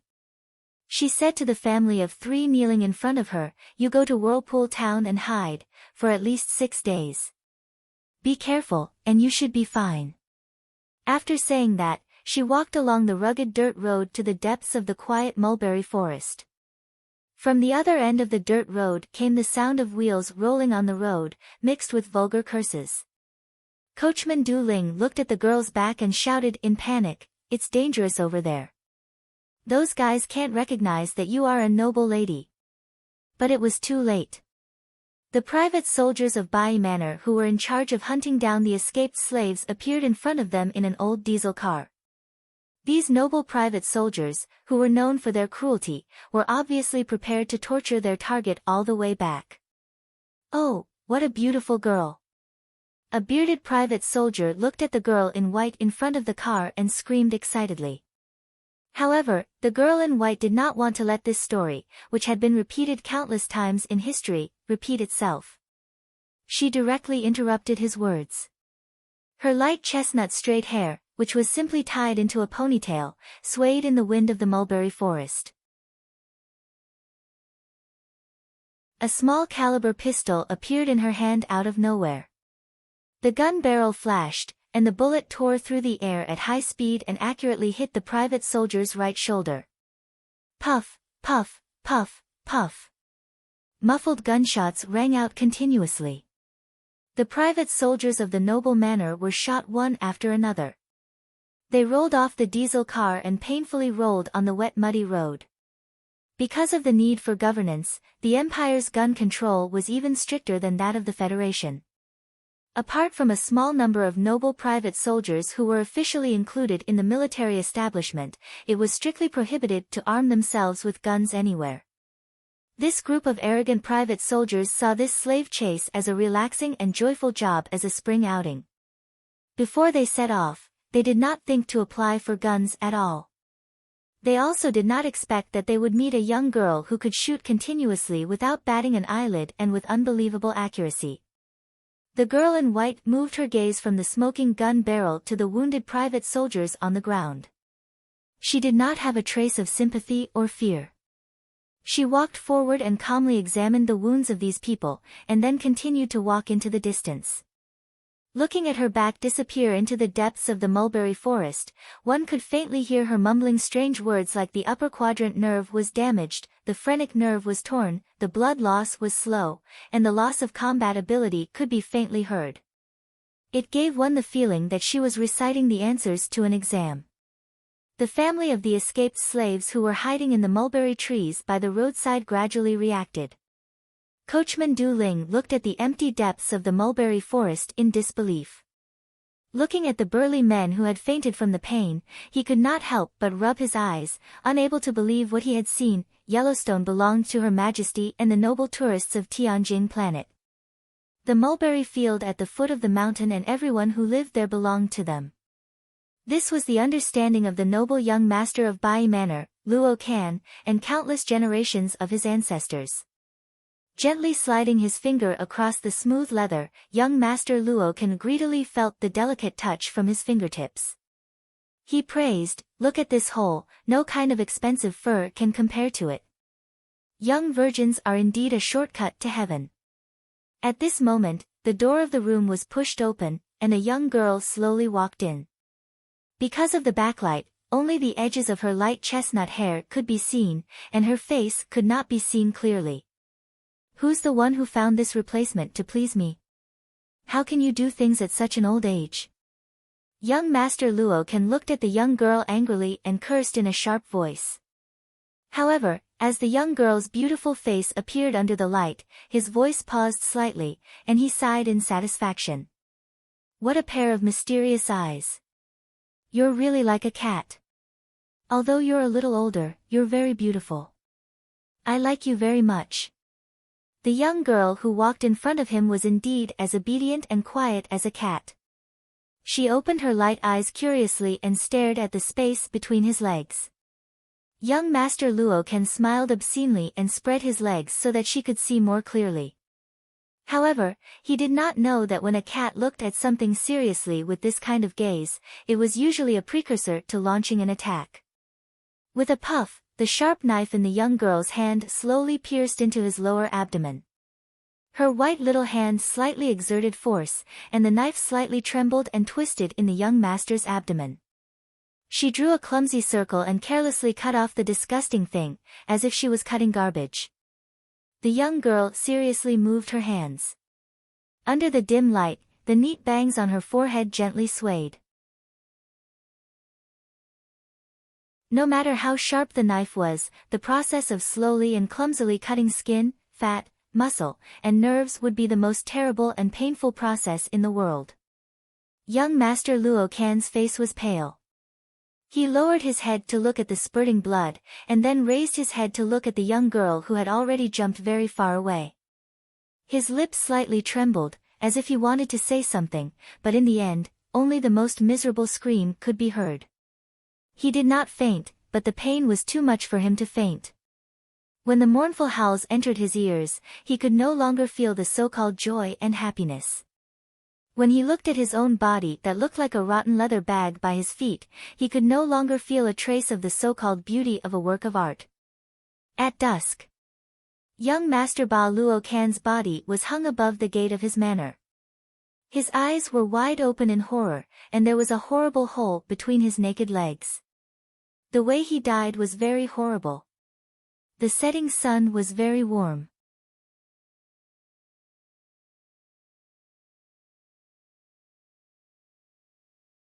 Chapter 848. Master Ba Yi took a helicopter and rushed back to the manor. He didn't even look at the dozens of corpses of guards and the sticky blood on the soles of his shoes. He clenched his fists tightly and pursed his lips. With bloodshot eyes, he stared at the corpse on the gate of the manor that was swaying in the strong wind caused by the rotor. Under the starlight, the pale body that had died in an extremely wretched manner with his legs dug out was his son. In the shortest amount of time possible, this old noble had roughly understood what had happened in the past 2 days from the housekeeper. Because of his almost insane anger, his old body that had been drained by wine and women began to tremble uncontrollably. His lips were also trembling, as if he was muttering an incomparably venomous curse. The empire's slave law that was revised 40 years ago prohibited any noble from killing slaves. However, slaves were the private property of the nobles. Even if they were killed, the nobles would only have to pay compensation and a fine. At most, they would receive some light criminal punishment. Therefore, in the eyes of the nobles, whether it was the escaped slaves or the young daughters of the lowly commoners, they were no different from animals. The cruel rule would inevitably lead to fierce resistance. The rebellions of the slaves and lowly commoners rose and fell one after another. A few years ago, the courage of all the planets finally disappeared after the elite troops led by Butcher Katon personally beheaded more than 10 million people. After that, even though Duke Carlton was assassinated and a rebellion broke out in Tianjing planet, no one dared to go against this deformed system. It was hard to imagine that such a noble young master with a noble title would end up in such a pitiful state. Find the culprit and tear her into pieces. But before that, I want all of the lowly commoners in this manor to be buried with my son. Master Ba Yi's face was extremely pale, and his eyes were bloodshot. He looked like a demon king in a fairy tale. His voice was trembling and crazy. The death of his only son had destroyed most of his rationality. The housekeeper, who barely managed to stay calm, replied with a trembling voice, "I heard that a month ago, 2 strange people came to the public school in Kazang town. One of them was a little girl with light chestnut hair. Wasn't Kazang town destroyed long ago? There's no one in that public school anymore. You're saying that those 2 foreigners are the murderers of my cute son?" Master Ba Yi's eyes twitched as he looked at his son's body that was slowly put down. He gritted his teeth and said coldly, "Then what are you waiting for? Immediately send someone to capture those 2 people and bring them back to me. I want him alive." The butler said cautiously, because of the public school, the 2 outlanders had some conflicts with the landlords of Mulberry Town, but they were not chased away. "What on earth are you trying to say?" Master Bai turned and roared angrily at him. Although the 2 outlanders tried to hide it, some people still heard their aristocratic accent, especially the barber woman in town who accidentally let slip that the little girl's light chestnut hair was dyed, but it wasn't dyed well. It should be black in nature. Hearing the word black, Master Bai's body suddenly turned cold. He furrowed his white eyebrows and glared at the loyal and capable steward, saying, "Go on." Since her black hair was dyed light chestnut, then her brown eyes could be a disguise. It's very possible that she is black in nature. The steward could feel the anger and sorrow in his master's heart, as well as the frustration and coldness after hearing his report. Thus, his tone became even more careful, and his body was about to fall to his knees. "Royalty?" Master Bai's eyes flashed with a hint of panic and anger.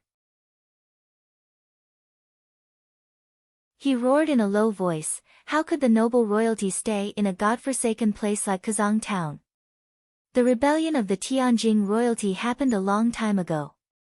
The steward carefully looked at his master's chin and said in a low voice, "I suspect that those 2 outlanders might belong to the side that lost the rebellion."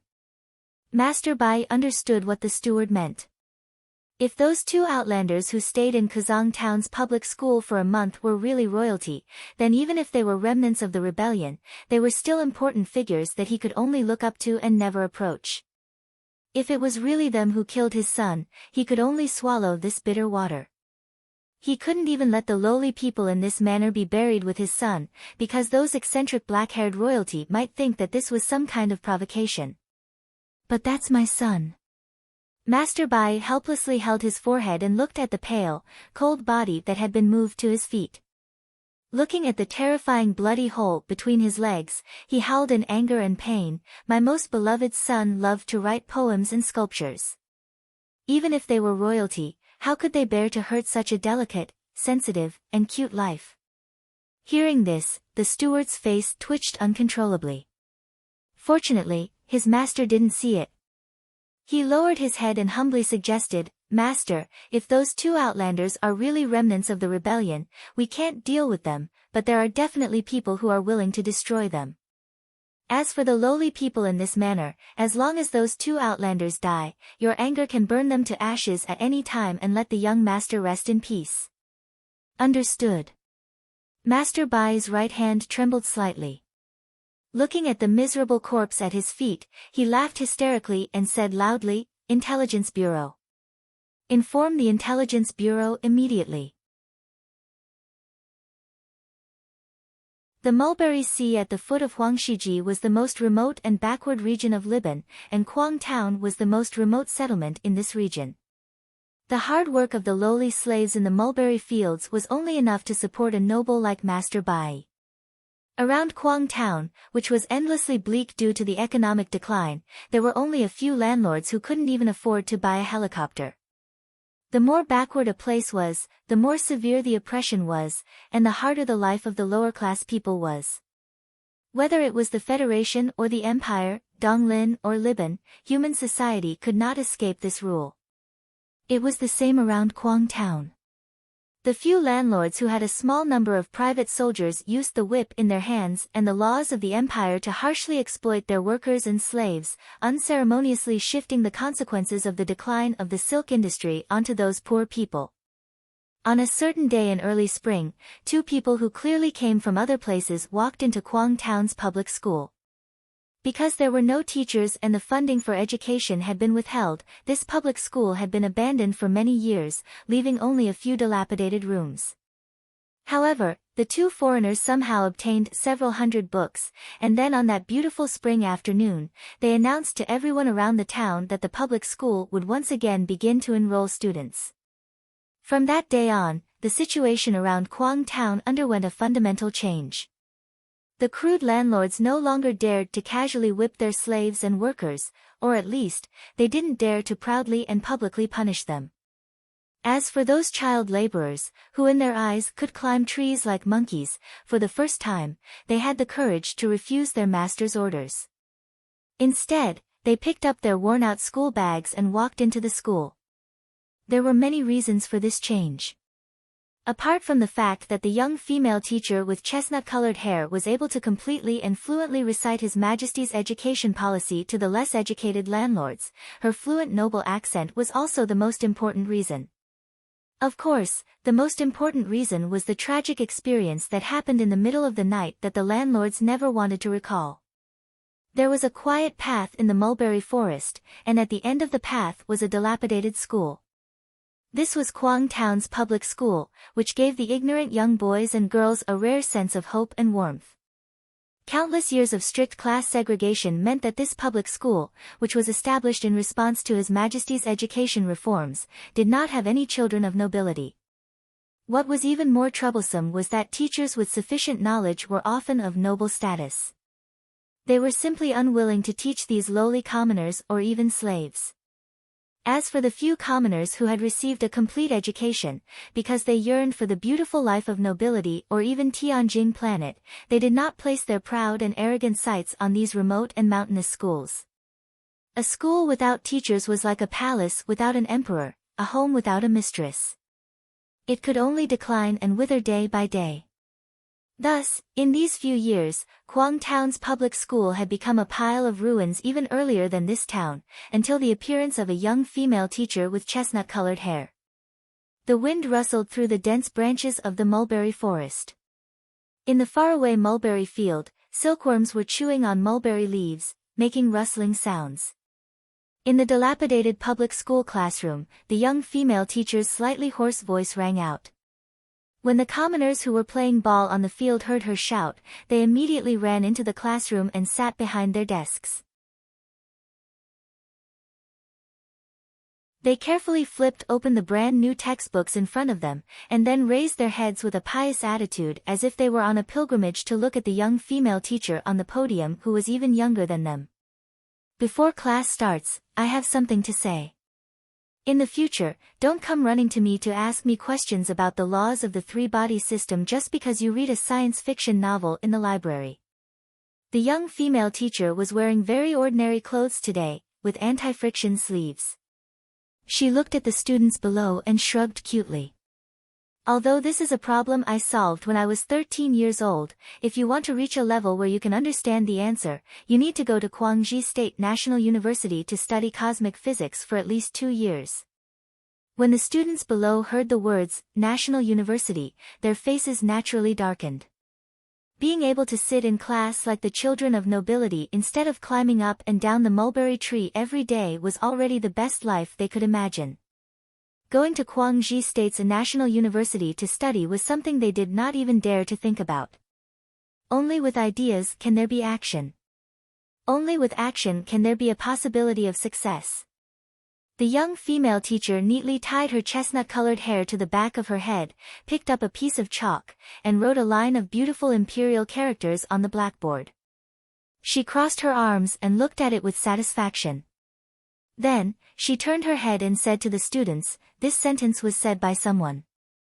Although I hate that person who is neither male nor female, I have to admit that this sentence is very correct." The students below tried very hard to distinguish the words that were still not friendly enough to them. A boy beat them to it.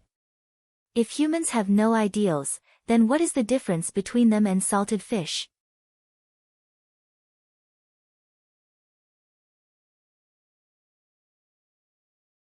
Chapter 849. Perhaps it was because of the somewhat novel but definitely not beautiful and even disgusting experience yesterday afternoon, the female teacher's light maroon ponytail drooped weakly behind her back. It didn't move up and down with her mischievous words. Her voice was also a little hoarse, but it wasn't hoarse or unpleasant to hear. Instead, it was like the rustling of an apple, giving people a sweet and soft feeling. The wind blew in from the broken door of the classroom, and together with the light, it brushed against her beautiful face, adding a layer of fuzzy red light, like a red apple. At least many of the male students below the podium thought so. Their shy gazes wandered from time to time, and sometimes they looked at the podium reluctantly. Unknowingly, their tan cheeks had also turned red. This was probably the so-called adoration, admiration, and devotion. Also, when you want to go to the library to borrow books, you don't have to be so careful. Some people even wear gloves, as if they are preparing to move delicate silkworms.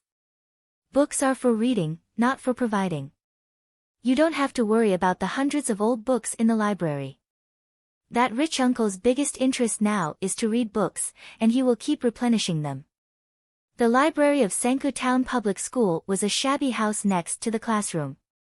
Several layers of books were piled up on the bookshelves, and the dust on the ground was full of students' curious footprints. There was no sign of the quiet and clean appearance of a library at all. Fortunately, there was a big window on the wall facing the east. Obviously, the newly repaired glass had good transparency, allowing the warm sunlight to come in from outside. The man who had been promoted to an uncle from a certain someone's resentment was currently leaning against the window, quietly reading a book. The sun shone on his eyelashes, and perhaps it was because of the glare, but his eyes appeared a little small when he squinted. He was reading the history of the empire's literature and art. The somewhat boring clichés mixed with the dust particles flying in the light easily made people sleepy. He yawned and comfortably closed his eyes to sleep. He did not notice or did not care at all about the bloodstains on his trousers. The senior official of the intelligence agency of the Empire came faster than Mr. Bai expected. The official in a black suit stared at him like an eagle and asked, "Are you sure your description is correct? If you make a mistake, I promise you that your 26 generations of ancestors will tremble in regret." Master Bai caught a glimpse of the golden hibiscus flower symbol on the corner of the high-ranking official's sleeve from the corner of his eyes. His body trembled subconsciously, and he replied humbly and respectfully, "My lord, the portrait is definitely correct. My butler went to town to see it personally." Even though he was the nobleman with the most authority in this mulberry sea, this was the first time in his life that he had seen such a noble figure. Naturally, he was filled with boundless fear and reverence. Using a great deal of strength, he barely managed to control his voice from seriously distorting when he spoke. The high official of the Intelligence Bureau took off his leather gloves and slowly swiped his finger across the electronic light screen. The portrait of the small-eyed man and the girl on the light screen immediately changed. The light chestnut hair and brown eyes turned pure black. He examined the two portraits seriously for a long time. After confirming that the cold aura on his body suddenly disappeared, he nodded in satisfaction and said to Master Bai beside him in a deep voice, "You have done a good job. The Bureau will reward you. As the most loyal subject of His Majesty, I don't need any reward. I only hope that my lord can capture and kill these two evil traitors. In this way, my poor child can be comforted in the afterlife." Master Bai was sentimental for a moment. He wiped the corners of his eyes and asked with irrepressible hatred, "My lord, are they really the remnants of the rebellion?" Hearing his previous words, the expression on the face of the official of the Intelligence Bureau became a bit strange.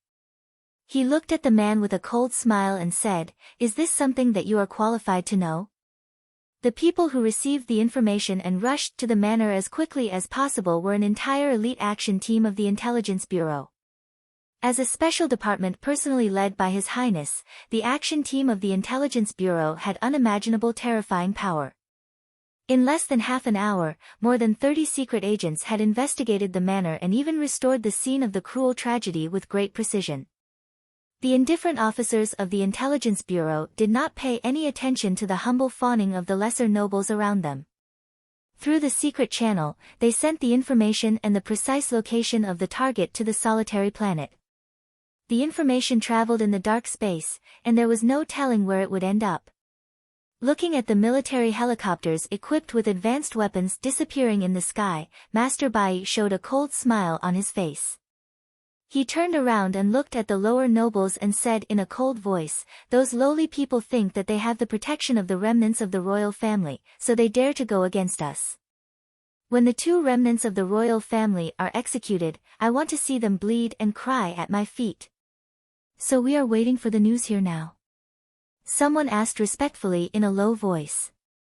Master Bai was steady, shrewd, and conservative. Naturally, he would not take the initiative to launch a cold-blooded revenge on the lowly people before the result of Mulberry Town came out. He slowly stroked his dark brown hair and said with a cold smile, "I want to go to that rundown town. I want to see the two remnants of the royal family torn to pieces by the Intelligence Bureau with my own eyes. Only in this way can I dispel the resentment in my heart."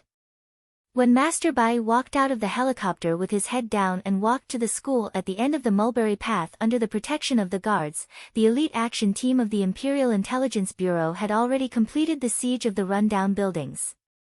The black-clothed secret agents with serious expressions were blocked outside the classroom by dozens of angry lowly students. The situation was tense. The black-clothed secret agents of the Intelligence Bureau were holding cold metal guns in their hands. The black barrels of the guns could shoot out deadly bullets at any time. The students in front of them only had a few shovels in their hands, while the rest had chairs in their hands. The difference in strength between the two sides was so great that it could not even be described as a comparison. However, these poor students, who were at most 16 or 17 years old, still bravely stood in front of the secret agents. The students' faces were red. It was not because of the admiration in the classroom, but because of fear and anger. They roared desperately and valiantly, "No one can hurt our teacher." The Intelligence Bureau official standing at the front looked at the scene in front of him.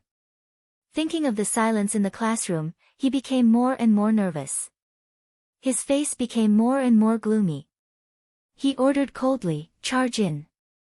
The content of this order was a little strange. Charging in instead of shooting was not in line with the rumor that the Intelligence Bureau killed people without batting an eyelid. The expressions of the 30 or so secret agents in black did not change. They put away their guns and pushed the students in front of them away in an extremely rude and unreasonable manner. They forced their way into the classroom. Under the shadow of the mulberry tree outside the broken wall of the public school, Master Bai and the small nobles looked at this scene with smug and cold smiles on their faces. Seeing that the secret agents in black were about to rush into the classroom, a female student in the periphery cried and screamed, "Everyone, let's fight." All the poor students in the classroom had red eyes. They picked up the chairs and shovels in their hands and smashed them at the secret agents in front of them. In such a hierarchical society, people who were used to struggling to survive as slaves dared to attack the secret agents of the Intelligence Bureau who represented the royal family. How much courage did this require? However, the students did not smash the chairs and shovels in their hands. They just stood there dumbfounded. The smiles of the nobles under the mulberry tree outside the broken wall suddenly became stiff and ugly. The door of the classroom was slowly pushed open from the inside. The female teacher with light chestnut straight hair walked out. The secret agents in black who looked aggressive knelt down neatly on both knees and bowed to her. The Intelligence Bureau official with a gloomy aura knelt in front of her and said humbly and respectfully, "Greetings, young princess." In the library of the public school in Sangku town, which was the shabby room, the small-eyed man finally woke up in the sunlight. He blinked his somewhat sore eyes and adjusted the metal piece in his ear with his right hand. He frowned and muttered to himself, "The Intelligence Bureau actually arrived so quickly. It seems that this time I will be discovered." The pair of thick eyebrows that were as straight as knives slightly raised. He stood up and walked to the door, saying angrily, "What do you mean by sleeping like a pig? Can't you wake me up if you speak louder? I don't know where you got this weird temper. Now you always talk like a mosquito." There was no one in the room at this time, but it seemed that he was talking to someone. He pushed open the door and walked to the field. He looked at the secret agents in black kneeling all over the ground and felt the strange silence in the field. His expression did not change at all, and he slightly crossed his feet. It was a very simple movement, but it allowed him to easily cross the distance of several meters and come to the side of the young female teacher who was innocently spreading out her hands. He reached out and held the girl's slightly cold hand, turned around and left without hesitation. In an instant, he changed from walking to running, heading towards the depths of the mulberry forest. The whole movement was done in one breath, and it was natural and unimaginable. The secret agents in black kneeling on the ground did not react until the two figures, one big and one small, disappeared into the quiet mulberry forest.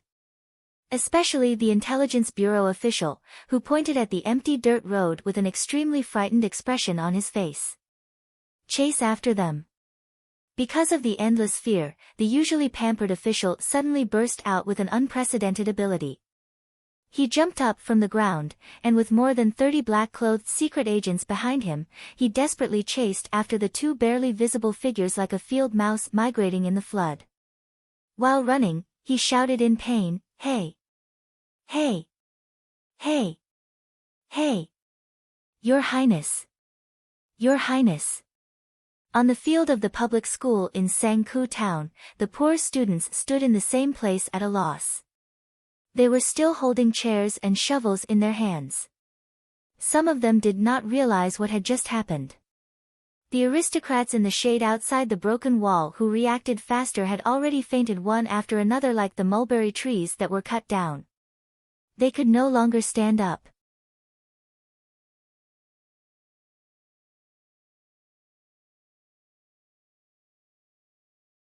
Chapter 850. When the officers of the Intelligence Bureau ran to the corner of the dirt road, they could only see the blurry figure in the depths of the quiet mulberry forest. They knew that they would never be able to catch up to them. Frustration and even despair made everyone's cheeks turn pale in an instant. The Special Operation Team of the Intelligence Bureau was independent of the departments in the Bureau and had great power in the Imperium. However, they only had one goal, which was to find the young man and woman who had just disappeared before their eyes. In the past 2 years, the operation team of the Intelligence Bureau had traveled back and forth between the major administrative galaxies in an attempt to find them, but to no avail. Today, it was the first time they had been so close to them in Mulberry Town, only to watch them disappear right in front of their eyes. Thinking about the impatience of their superiors, and thinking about the tragic ending that might await them, the spies of the Imperium suddenly felt that the breeze around them had become so cold. Their pale faces and black uniforms made them look so bleak and pitiful. The senior officer of the Intelligence Bureau stared at the two figures that were about to disappear from his sight. Exhaustion and fear from the deepest part of his body leaked out from the beard on his chin. Suddenly, he laughed maniacally. He pulled out a sharp knife from his boot and stabbed it into his thigh. There was a muffled sound. The tip of the knife pierced deep into his flesh, and when it was pulled out, it brought out a shocking stream of blood. He breathed heavily and half knelt on the dirt road in a sorry state. Looking at the empty road in the distance, he did not see anyone turn back. The last glimmer of hope that remained in his eyes finally turned into despair. An expression that was close to tears and laughter surfaced on his face.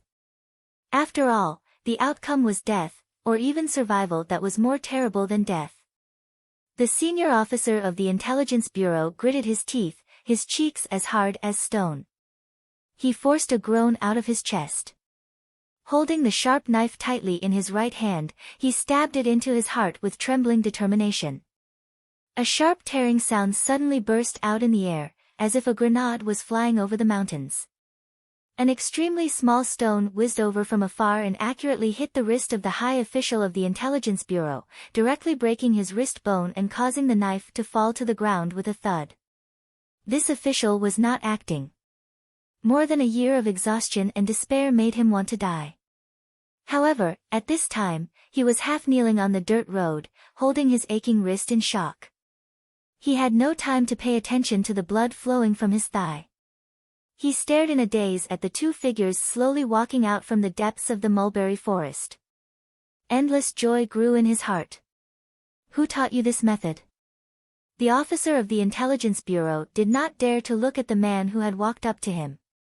Together with the 30 or so agents in black behind him, they all knelt down and spread their palms on the ground. They said humbly, "If you don't come, we will all die." The mulberry forest was as endless as the sea. The rich mulberry leaves were like countless hands, reaching out above the dirt road, blocking the blazing sunlight into patches of light or shadow. The small-eyed man quietly looked at the people kneeling on the road. It was unknown what kind of past he was thinking of. Suddenly, his eyes narrowed. He raised his head to look at the sky, only to see those fragments of light become incomparably dim. A few enormous shadows covered the sky above Yellow Rock, casting Shanghai into a cold world. He could vaguely tell that they were 3 of the most advanced giant warships of the Imperium. The dilapidated public school in Sangku Town was in a state of absolute martial law. The fully armed Imperial Royal Guards guarded in all directions with serious and cold expressions. Outside the walls, whether it was Master Bai, who was still in a coma, the trembling minor nobles, or the slaves and their children who could not hide their shock, they all knelt on the ground and maintained absolute silence. For them, the big figure in the room behind the dilapidated walls was more dazzling than the stars in the sky. They did not dare mention her name and could only use the most humble posture to express their awe. An official in luxurious clothes retreated from the room with half of his body bent. He walked to the outside of the walls and said a few words to the people in a low voice. His manner was extremely majestic. The people kneeling on the ground did not dare disobey. They stood up one by one. However, the strong curiosity in their hearts made them, who were usually as timid as mice, unwilling to leave even in the face of the cold guns of the Imperial Royal Guards. They stood silently outside the public school and waited. I don't like people kneeling to me, and I don't like your subordinates forcing me to stay in this way. If this happens again next time, perhaps I will run faster. Su-Lu picked up the kettle, rinsed the green tea in the cup, and flicked the tea away with his fingers. He looked back at the person who was silently reading in front of the bookshelf with her hands behind her back and said, "Let's talk while drinking tea." Huai Chaoshi turned around, unbuttoned the first button on the neck of her military uniform, and sat down opposite the small table. She picked up the slightly hot teacup and gently shook it. She said expressionlessly, "The tea is very ordinary. A student gave it to me, mixed with mulberries. It tastes good." Su-Lu replied with a smile. He picked up the teacup and took a sip first. Huai Chaoshi held the teacup in silence for a moment. Then she slowly took a sip. Perhaps because the tea was indeed good or because the temperature was enough, the cold expression on her face slightly relaxed. She quietly looked at the man opposite her and said, "Back in the wetland, you promised me that you would come to the Empire to see me." Su-Lu replied softly, "Am I not in the Empire right now?" "But you didn't see me." Huai Chaoshi slightly frowned. Her eyebrows were extremely sharp. She stared into his eyes and said, "At that time, you were unwilling to go with me, but I knew that you would come eventually. However, I didn't expect that you would be hiding from me for so long." Su-Lu gently turned the teacup. The bottom of the teacup rubbed against the table surface, making a rustling sound. His eyes slightly lowered into the muddy tea, and he replied in a low voice, "Even if I did see you, so what?" It was a very simple sentence, but when connected to what he had been through in his life, it revealed a sense of sadness and helplessness. Huai Chaoshi quietly looked at her only brother. She watched as the sunlight penetrated the glass and shone on his slightly tanned cheeks and long eyelashes. She found that time had not left too many traces on this face. However, compared to the past, whether it was the year when the hero of the Federation fought his way into the Empire alone, or the year when the Crown Prince of the Empire was helpless in the Federation, he appeared much calmer. Huai Chaoshi slightly pursed her lips. She barely managed to squeeze out a smile that she thought was warm but was actually still domineering. She asked as gently as she could, "How have you been in the past 2 years?" As the strongest person in the left sky space zone and the natural heir to the throne of the Empire, this princess had no brothers, friends, or playmates since she was a child. The emperor who resided high in the star-picking hall was her father, but he was the emperor of the Empire first. Therefore, she did not know how to face Su-Lu, a family member, with what kind of attitude she should have. However, since the fact was confirmed more than 2 years ago, she had been working hard. Although clumsy, it was particularly touching. "I went back to the East Forest and looked at the mines on the grassland through the gray moon gravel. I went to Bermuda and found the human trafficking company that cooperated with the Empire in the past. I wanted to find those people for trouble, but I found that the building had long been destroyed by Lin Yuanshan. So, I came to the Empire later." Huai Chaoshi looked at him quietly and asked, "Where have you been?" "I've been to many places, met many people, and seen many sights." The sun was warm and direct. Su-Lu narrowed his eyes and looked at the floating waves on the glass with a smile. His mind was filled with the magnificent sights he had seen in the universe in the past 2 years after escaping from the Federation.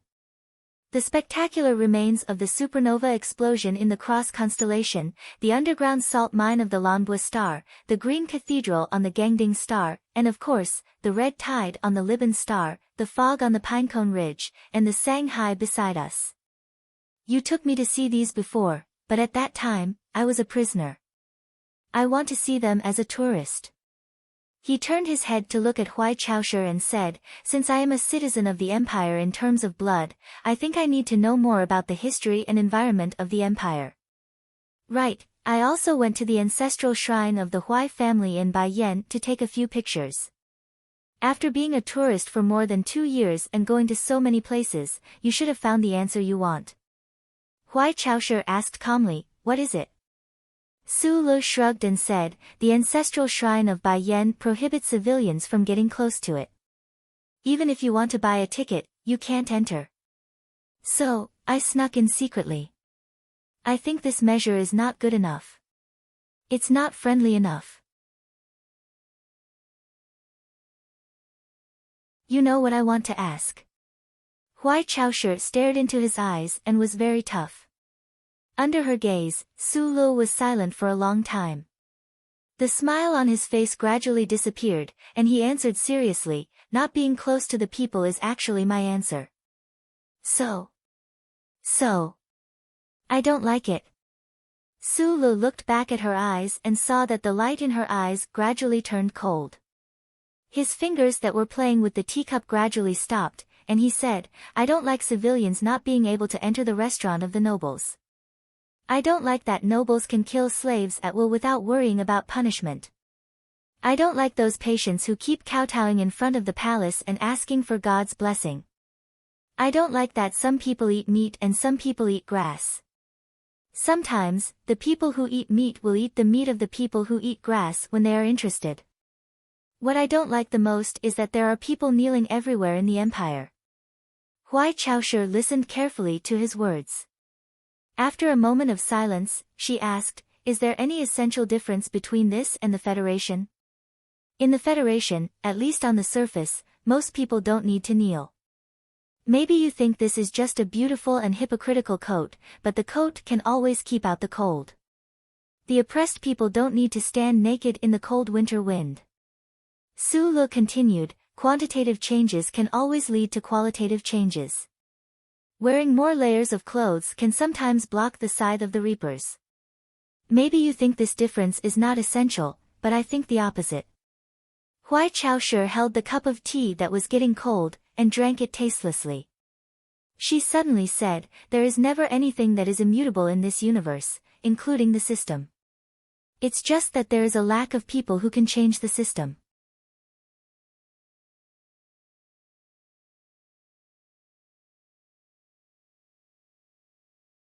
Chapter 851. Come back to the palace with me, and you will be the crown prince. In the future, you will be the emperor of the empire. You are still young and have a lot of time to change the system that you hate. Is it harder to change the unfairness in your eyes as a tourist who looks at the suffering with cold eyes or as an emperor who possesses supreme power? If you insist on hiding among the stars and mountains, praising others, but when faced with an opportunity, you retreated in a vulgar manner and refused to make any sacrifices and efforts, that only shows that you do not truly sympathize with the miserable lives of the common people. You only use it to satisfy your own sense of moral superiority and to mock others. Huai Chaoshi looked at him expressionlessly, her words exceptionally sharp and forceful. In the past 2 years, in order to persuade this guy in front of her, she had thought for a long time. However, it was clear that Su Lu had also thought about this question for a long time. Without any pause, he directly replied, any great reform or revolution requires the person with the highest authority to make a decision at the critical moment.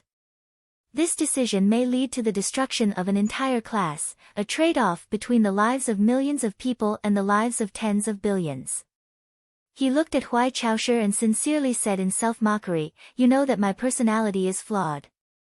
It is very difficult for me to make such a choice. I am only good at destruction, not construction. I am not even qualified to be a battlefield commander, let alone such an important role. If I were to lead the changes in the left sky star region, other than plunging the empire into turmoil and causing more deaths, there would be no other possibility. Su Lu looked at her and continued, one must have self-awareness. I have some talent in machinery, but in politics, I will always be so childish and laughable. The past history has already proven this. In this aspect, there are too many people on both sides of the universe who are smarter than me. It is impossible that they do not see this. In the era of the universe without the glory of the charter, for a totalitarian empire to permanently retain power is ultimately just a wishful thinking. So in fact, you have already begun to change. Huai Chaoshi was silent. She understood that although he admitted that he was childish and laughable in politics, his vision was not wrong. Even the emperor and you couldn't do it, so I can't do it either, Su Lu said. Huai Chaoshi did not care about the way he addressed his majesty. She slightly raised her eyebrows, stared into his eyes, and asked, the reform of the empire has just started for more than 10 years. The future is unknown. How can you say that it has failed? Educational reform, interracial experimentation, to mend the tension between classes, to fully utilize the abilities of the lower class, and to inject new blood into the lifeless imperium. This is what you are doing now. Su Lu looked at her and said, as I said just now, I've been to many places and seen many people and things. I know what the real situation of the lower class of the empire is like, and I believe you know it too. Last time, you took me to the state capital of Mulberry Xi to see those national universities. They looked pretty good, but what about Mulberry Town, where are we now? The children of the pariahs here are lucky enough not to be beaten to death by the nobles. How would they dare to dream of the right to education? If Li Ban's star, which you designated as a test subject, is like this, then what about the entire empire? To what extent could the emperor's edict of educational reform affect? Or could it only affect the few streets around the imperial palace?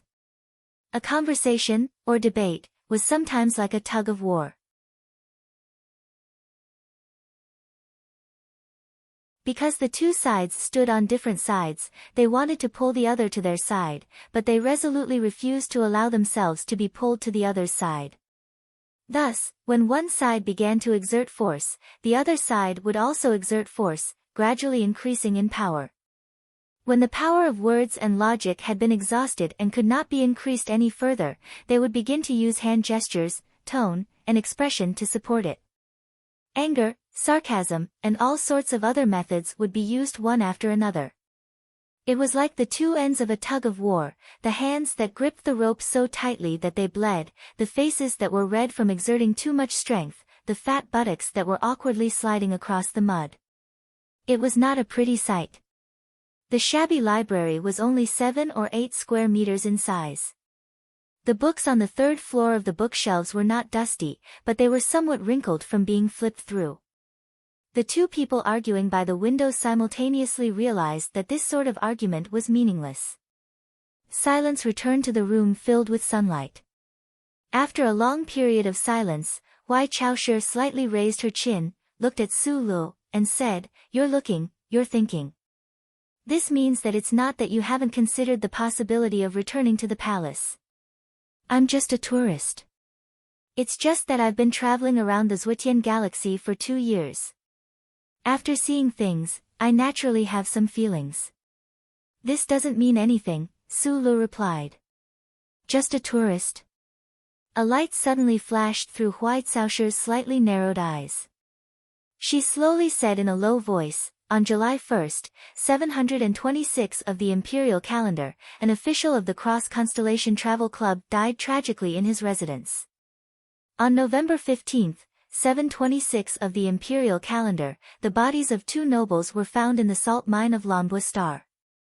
The guns in their hands did not have time to fire a single bullet before their throats were cut by a sharp weapon." After the New Year's sacrifice in 727 of the imperial calendar, people found the bodies of 7 priests in the basement of the Xi'an Cathedral on Mound Top. Rumor had it that Lei Feng, who was imprisoned in the basement, had disappeared without a trace. This matter ignited a religious conflict. His Majesty personally dispatched troops to suppress it, and only then was the matter resolved. On April 4, 727 of the imperial calendar, Huai Chaoshi quietly looked at him.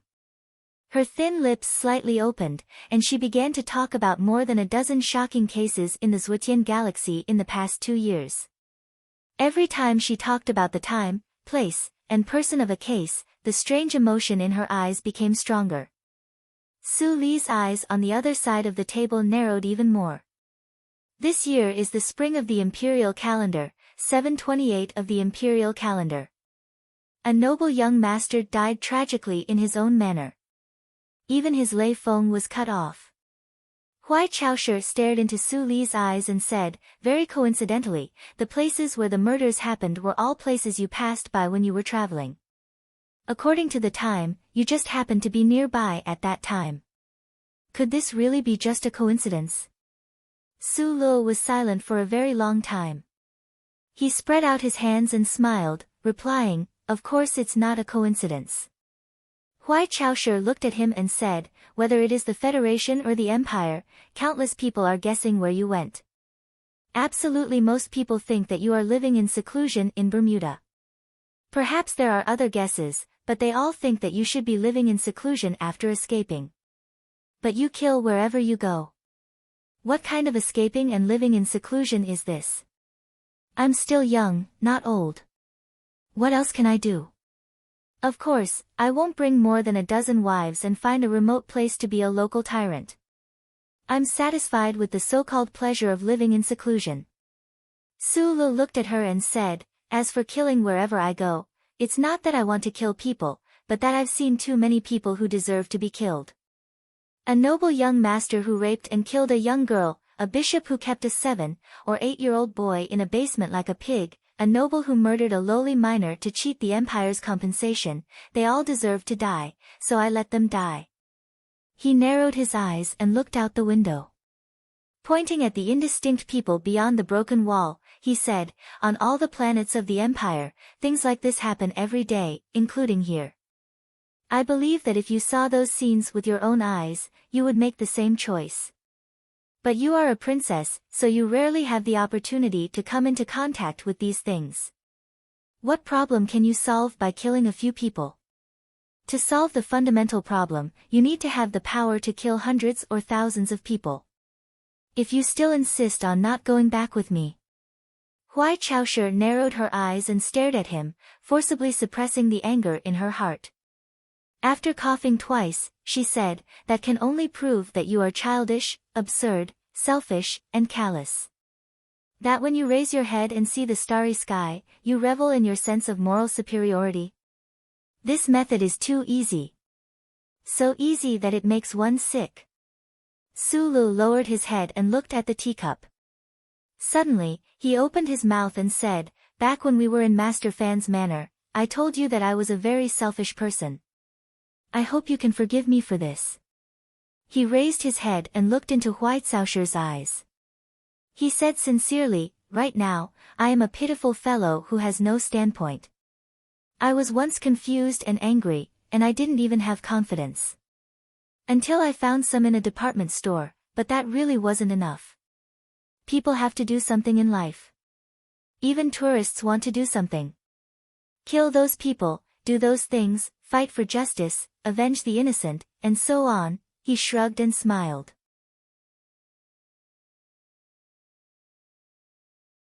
It's just my favorite pastime. It's where my interests lie. It has nothing to do with morality. After a long time, Huai Caoshe's narrowed eyes gradually relaxed. She said, I accept your explanation. She stared into his eyes and continued, but have you ever thought about how many people will be angered by your reckless behavior? You're just a tourist, you can leave as you please, but the weak you want to protect will have to bear the bloody revenge of the nobles after the incident. Of course, I've thought about these things. Su Lu looked at her and scratched his head in embarrassment. He smiled and said, those truly crazy and cruel fellows, I did my best to kill them all. As for the aftermath, I know that the officials of the Intelligence Bureau have been looking for me this entire time. Since they are your subordinates and have guessed that I was the one who did it, they should help me take care of the aftermath. He hurriedly picked up the kettle from the stove and filled Huai Caoshe's teacup. He smiled and said, the Imperial Intelligence Bureau is personally led by Your Highness. Of course, they have this ability. Are you using me? Huai Caoshe stared at him. Are you reminding me? Huai Caoshe sighed.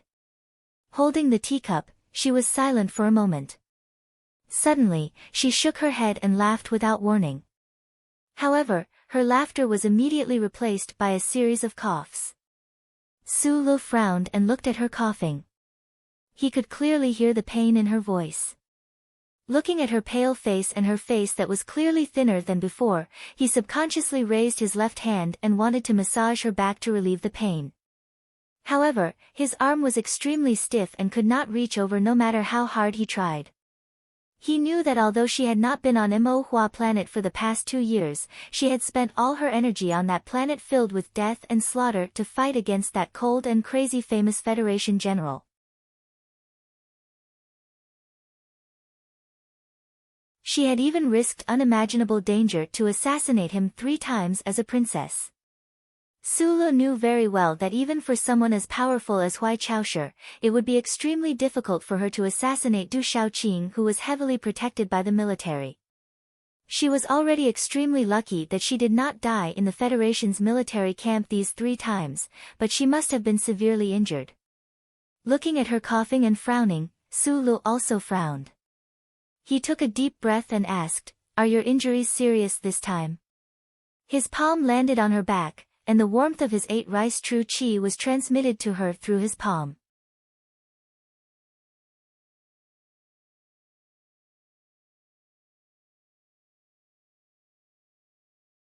Chapter 852. True energy slowly entered Huai Caoshi's thin body, causing her to cough again. Looking at her pale face, Su Lu knew that she was heavily injured. The earth-shattering mecha battle on Mo Hua planet appeared in his mind, and he frowned slightly, thinking that Madman Li should also be heavily injured. In an instant, he overthrew this thought. Although Huai Chaoshi had the most terrifying battle power in the universe, when she led the mecha group to attack Du Shaoqing, she was facing an enemy that was several times or even dozens of times stronger than her. Li Feng had been silently guarding beside Du Shaoqing, waiting for an exhausted enemy, so in comparison, he had a much easier time. Su Li's lips could not help but curl up into a complicated smile when he thought of the pinnacle dialogue between the Universe Supreme Masters. The blood in his heart only rippled slightly, but more than that, he was still deeply moved by the encounters in life. If he had not encountered such a steep and huge wave in his life, no matter if it was the first wave when he was an ignorant baby or the wave when his identity as an imperial was exposed, he would have appeared on Mo Hua planet right now, standing on one side of the Federation or the Empire, controlling the little white flower MXT to fight against the other side. Huai Chaoshi raised her right fist and lightly hit her chest twice, temporarily suppressing the injury in her lungs. She slowly pushed his arm away, looked up at his thoughtful expression, and guessed what he was thinking. She shook her head and said, "Madman Li does not dare to take the risk like me, because he does not know when I will appear. As long as he leaves, Du Shaoqing may die. But the Empire's general on Mo Hua planet may also be killed by him," Su Lu said. "The Empire's general can line up to die. But if Du Shaoqing dies, where will the Federation find such a genius and crazy general?" Huai Chaoshi said expressionlessly. Her calm tone did not hide her fear and even admiration for Du Shaoqing. Su Lu sat back in his chair and picked up the teacup, wanting to drink. However, he put it down slowly and looked at her, asking in a deep voice, "Are you still going back to Mo Hua planet?" Neither side can bear the consequences of losing Mo Hua planet. The Federation needs a strategic jump base, and we need to grab them by the throat. More importantly, this is where the Empire's momentum lies. After a slight pause, Huai Chaoshi looked into his eyes, which were even clearer than before, and said, "Neither side can afford to lose that planet, but in fact, both sides can't hold on for much longer. Whether it's the logistics, the fatigue of the troops, or the most troublesome of all, the death rate, none of these can sustain the battle any longer." According to the intelligence, the Iron 7th Division and the 17th Division are temporarily replenishing their troops. You can imagine how miserable this battle is, and how difficult the supply of troops for the Federation is facing. Hearing the name of the 17th Division, Su Li's eyes narrowed, as if he didn't want the dusty light in front of him to turn into a blood-red battlefield. He didn't want to think about how many of his former comrades and subordinates had turned into cold corpses on that black fertile land. My troops seem to be in a worse situation, but in fact, as long as we can hold on for another 2 months, the Federation forces will definitely not be able to maintain such a strong offensive state. Why did Du Shaoqing become crazier and stronger recently? It's because he knows this better than anyone else. I don't know the situation in the war zone very well. Su Lu replied purely subconsciously. He did not expect Huai Chaoshi to take out the electronic battlefield command map without hesitation. She opened the top-secret military deployment map and data analysis linear chart and pointed at a certain area in the war zone that was dyed red. My Maple Leaf Alliance is defending the Starry Gorge at all costs. Behind them is a continuous stretch of developed graphite mines. The Federation forces in charge of attacking this area are 9 integrated Westwoods mechanics. According to some unreliable information, the commander of these Westwoods troops is a certain acquaintance of yours. If Du Shaoqing uses his right wing to help him suppress our side, I will not hesitate to give the order to blow up all the graphite mines. This is the Kyle crater in the southern half of the planet. It is the best natural landing spot for a large fleet. I have destroyed 60% of the Federation's current air-to-air transport cabins. They need this landing spot, but I have placed 3 mecha teams here. If Du Shaoqing decides to fight with his life on the line, I will send the last reserve of the Royal Mecha Battalion to receive him. This is the Azure Sea. In history, the libraries of human society had always been the birthplace of countless major events.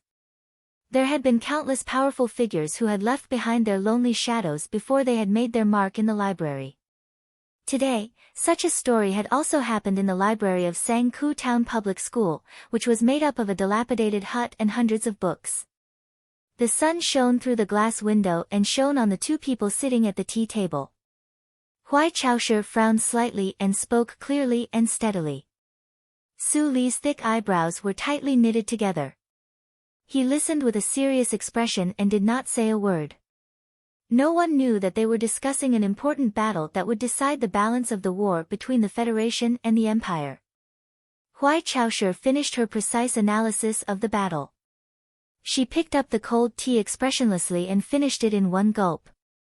She moistened her throat and made the final conclusion. The Federation is an evil guest from afar, but we are fighting in our own home.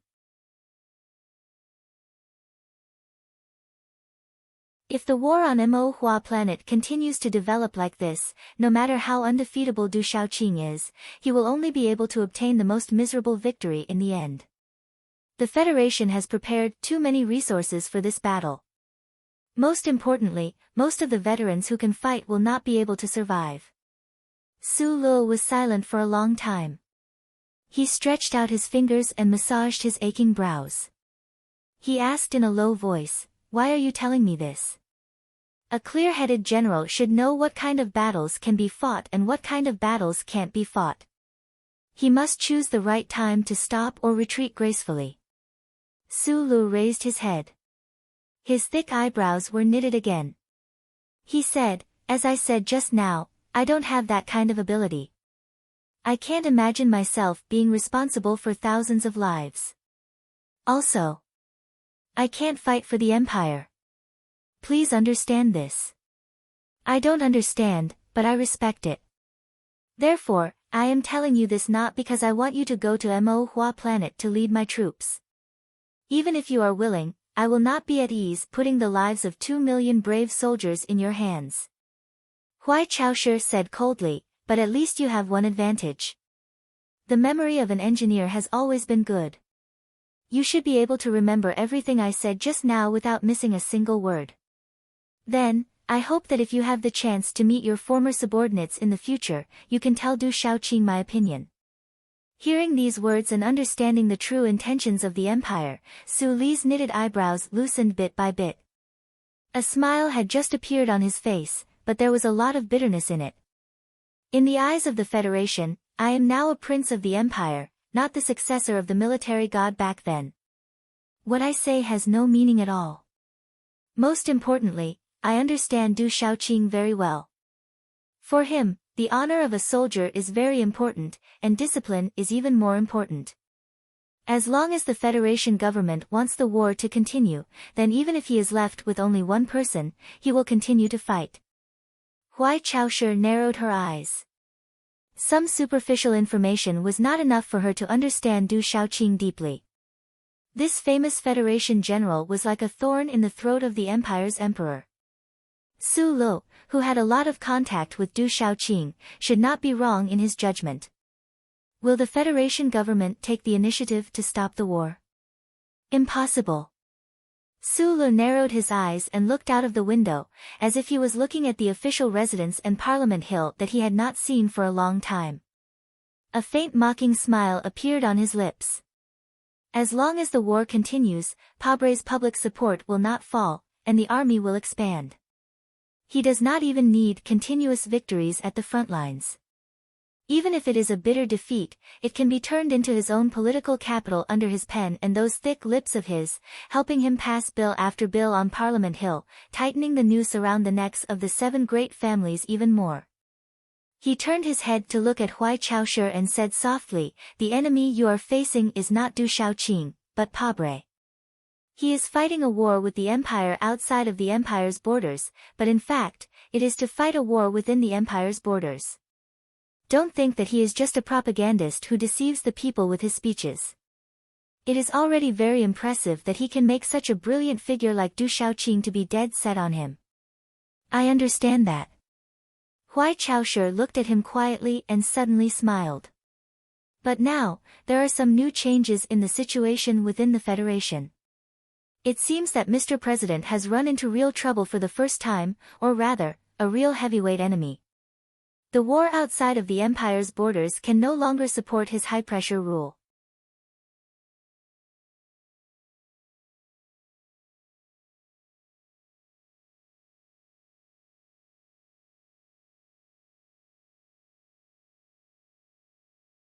Chapter 853. After hearing Huai Caoshi's explanation, Su Lu, who had just regained his composure for less than half a minute, fell into shock again. For words of disbelief appeared in his mind. Tai Ziyuan had obtained the support of the 3 industrial unions and the Veterans Association. This was impossible. The reason why Pabre could grow from a miner's son with no background to today's powerful president of the Federation was not only because of the group of geniuses from the Trinity Association in the tavern, but also because before he entered the political arena, he had already obtained the full support of the 3 industrial unions and the Veterans Association. He had an extremely wide base of public opinion among the people at the bottom of the Federation. Su Lu had left the Federation for less than 3 years. He could not imagine how Tai Ziyuan could have Pabre's most staunch supporter in his hands. The more troublesome problem was that Tai Ziyuan was the crown prince of the back mountain of Macho. His life experience and identity were destined to be far apart from those poor workers and angry veterans. They were even naturally irreconcilable. "I know my friend. Since he claims to have the support of the 3 industrial unions and the Veterans Association, then it must be true. Although I don't understand how he did it." After thinking silently for a moment, Su Lu raised his head to look at Huai Chaoshi and asked his concern, "But as long as the government tells the people who he is, this support will collapse in an instant." Huai Chaoshi looked at him calmly and said, "In fact, Tai Ziyuan has already admitted who he is. As for the people, the method he used to appease or by the people, even His Majesty felt that it was unprecedented in history." Su Lu looked at her in confusion. He could not imagine what kind of big move Tai Ziyuan had made to be able to achieve successive victories in the field that Pabre was best at, even alarming the Emperor of the Empire. On the southern plains of the S2 capital ring of the Federation, there was a small town called Woodstock. Because it was far away from Green Dragon Mountain, this small town had not experienced too many baptisms of war and death. The buildings still maintained a clean and old appearance. With the increasing number of retired workers and unemployed youths, the size of the small town grew larger and larger. The people who were bored and relied on social welfare to get by released their energy to operate heavy machinery in other places. For example, the sound of metal barrels that were like bombs, or the hoarse sound of cheap instruments that were like shouts. Gradually, this small town became the gathering place of the S2 underground music scene. It was summer, and the town was filled with ear-piercing music and screams. The 170,000 young people who participated in the Woodstock Music Festival were wearing simple or revealing clothes. They twisted their bodies and waved their arms excitedly, surrounding the town like a spreading sea of weeds. Under the combined effect of alcohol and hormones, the revelers were almost crazy. Some people even tried to push down the electronic wall in the depths of the grassland, triggering the sound of sirens. On the somewhat simple and crude central stage, a few thin men in dark night makeup held various kinds of instruments, madly shaking their heads, shaking their waists and buttocks, forcing out sharp screams from their shriveled bodies. Along with the rhythm of the drums and the heavy instruments, wave after wave attacked the eardrums of more than 100,000 people, evoking endless pain and the pleasure that pain brought. Fuck your mother. Pabre. Fuck your mother. Lee J-Do. Fuck your mother. Fuck my mother. This was the Federation's most famous underground band, Second-Hand Guns. It had always been a selling point of violence and death.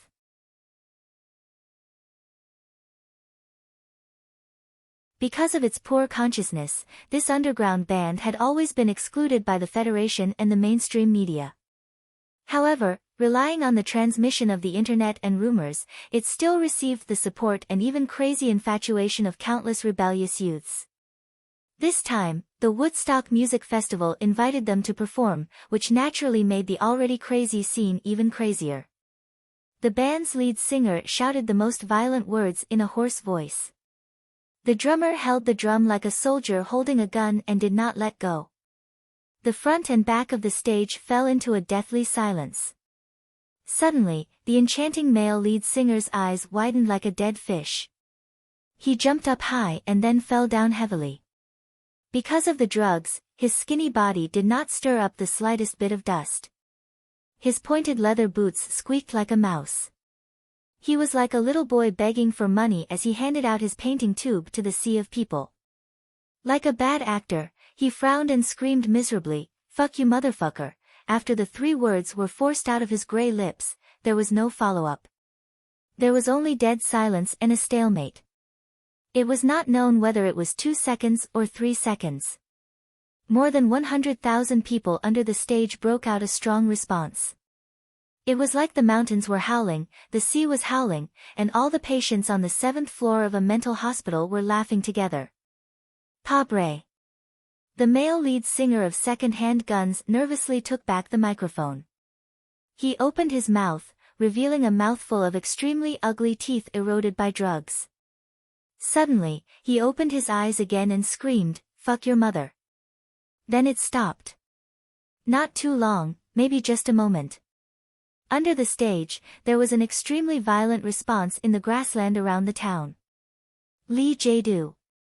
Below the interstate highway on the edge of the town of Wood Todd, there was a temporary settlement.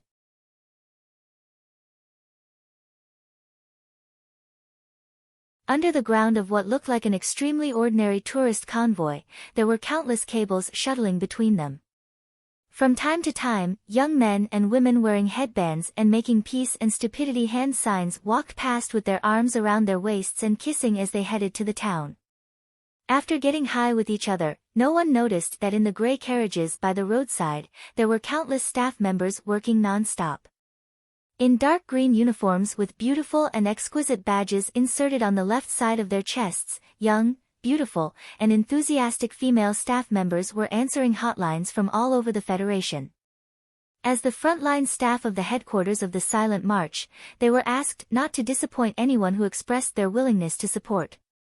As for those who did not support, the phone could always be cut off. In the large carriage in the middle of the temporary settlement, the number of people in charge of answering the phone was much fewer. The call button rang and went off from time to time. The staff members politely and without humility responded to the other party's call request, "Yes, Mr. Senator, thank you very much for your support." On the grass outside the carriage, a thin young man was smoking. From his clothes and temperament, it was clear that he was different from all the staff members. 5 staff members were carefully protecting him from several meters away. A female secretary holding an electronic folder quickly walked to his side and said with uncontrollable excitement, "Mr. Senator, Songtao Resort Company is willing to bear the responsibility of transporting 4,000 protesters." Tai Ziyuan turned to look at her and asked calmly, "When will the reporters arrive?" The female secretary hesitated and said, "Those people don't have good intentions."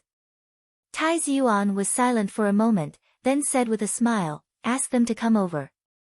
Although I don't have good intentions, I have to put on a show."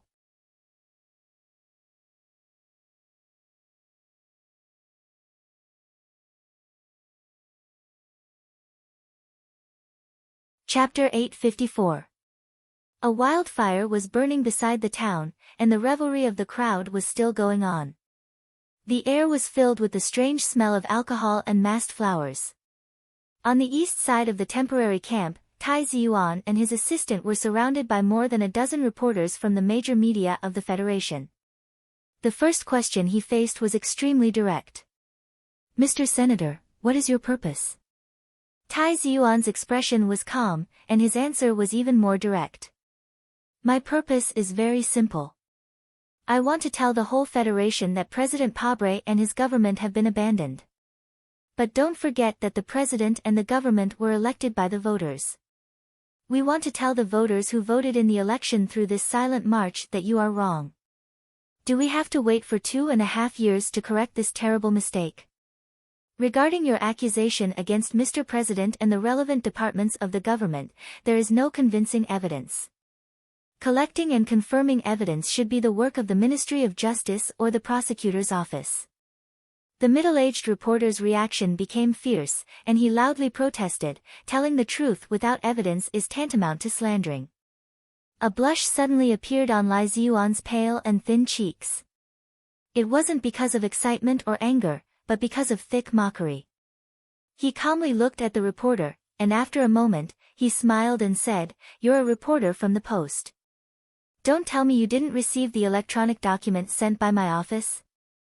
I don't believe that you haven't read the summary of doubts about the background investigation of the antique bell and related cases.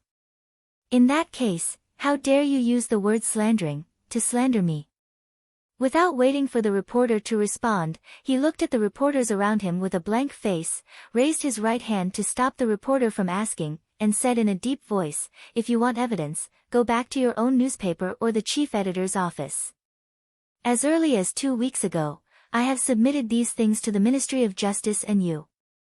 What I am very confused about is, why didn't I see these contents in any newspaper or TV screen? I very much welcome President Pabre to accuse me of this crime. Slander is a private prosecution case. As a lawyer, he should know that he can't arrange for the Ministry of Justice to arrest me directly. Then, I will have the opportunity to debate with Mr. President face to face in court. I only hope that he won't back down." The press conference next to the temporary camp had fallen into a tense, or perhaps panicked, silence. The reporters looked at the youngest district councillor in the history of the Federation, not knowing what to say for a moment. Still, it was the reporter from the Post who began to ask questions. "Rumor has it that 7 families have been hiding behind the curtain, secretly ruling the Federation. They are the so-called 7 great families. Councillor Feng, you're the only successor of the Tai family, and Feng is the surname of the previous dynasty." Tai Ziyuan looked at the reporter, raised his index finger and said, "Is this news? Or do you think this is the focus of the report?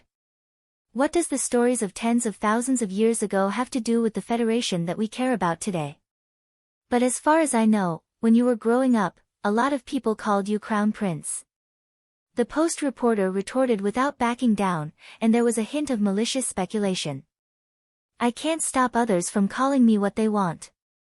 At the same time, what kind of person I am will not change because of a name."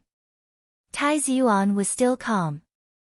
He spread out his hands and said to the reporters, "If you like, you can also call me that." At this time, dozens of drunk young men and women walked past the outside of the camp.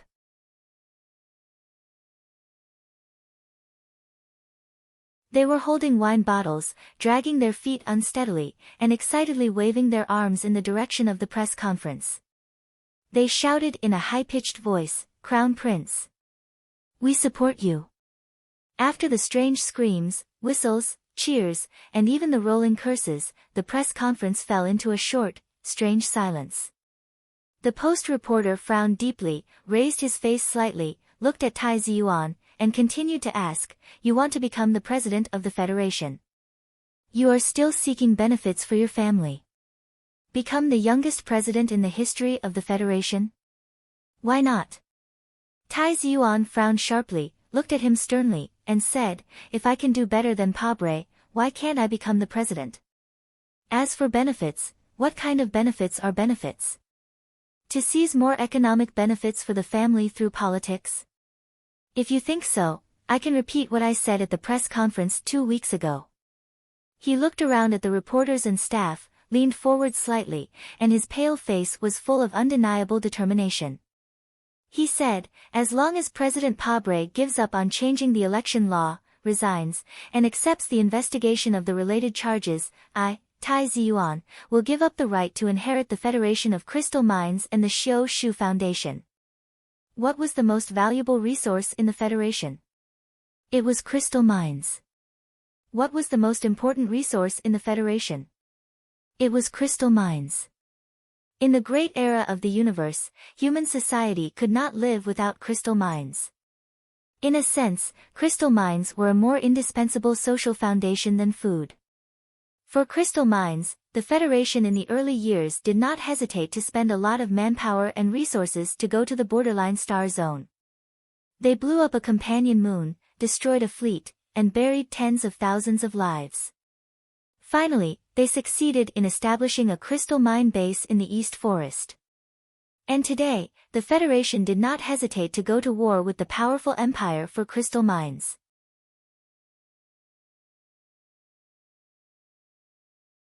They wanted to go deep into the left sky star zone and control the few inconspicuous mining planets in the Galaxy X. It was obvious how important crystal mines were. Tens of thousands of years ago, the Tai dynasty peacefully abdicated, and the Republic began. According to the agreement, Macho Back Mountain had all the rights to the extraction and refinement of all the crystal mines of the Federation. Relying on this privilege, the former royal family, which was sparsely populated, quietly accumulated a terrifying amount of wealth that surpassed the Iron Scheming family. They had always been the leader of the 7 families and could sit on equal footing with the government of the Federation. It could even be said that they had always held the lifeline of the Federation. Until the strong rise of Pabre's government, the government began to try to take back this privilege. But because of the influence of the Tai family, which had lasted for tens of thousands of years, the government did not dare to go too far. Once the Madam of Macho Back Mountain was truly angered, the entire Federation would be destroyed. No one would have thought that in the press conference 2 weeks ago, Tai Ziyuan, the only successor of Macho Back Mountain, would announce to the entire universe that he would personally excavate this lifeline of the Federation, the most solid foundation for the survival of the family, and return it to the people of the Federation with both hands. Whether it was the strength of the impact or the depth of the impact, Tai Ziyuan's shocking decision could not be compared to a normal donation. This donation would directly lead to a fundamental change in the political structure of the Federation's shadow. It could also be said that he had tied a black noose around his neck. This was a huge move that even the master of the left sky starfield, the Emperor of the Empire, was shocked by. This kind of move had never been seen in history books, and had never even appeared in fantasy dramas. The government of the Federation, the imperial family of the Empire, could all do this? Who would have thought?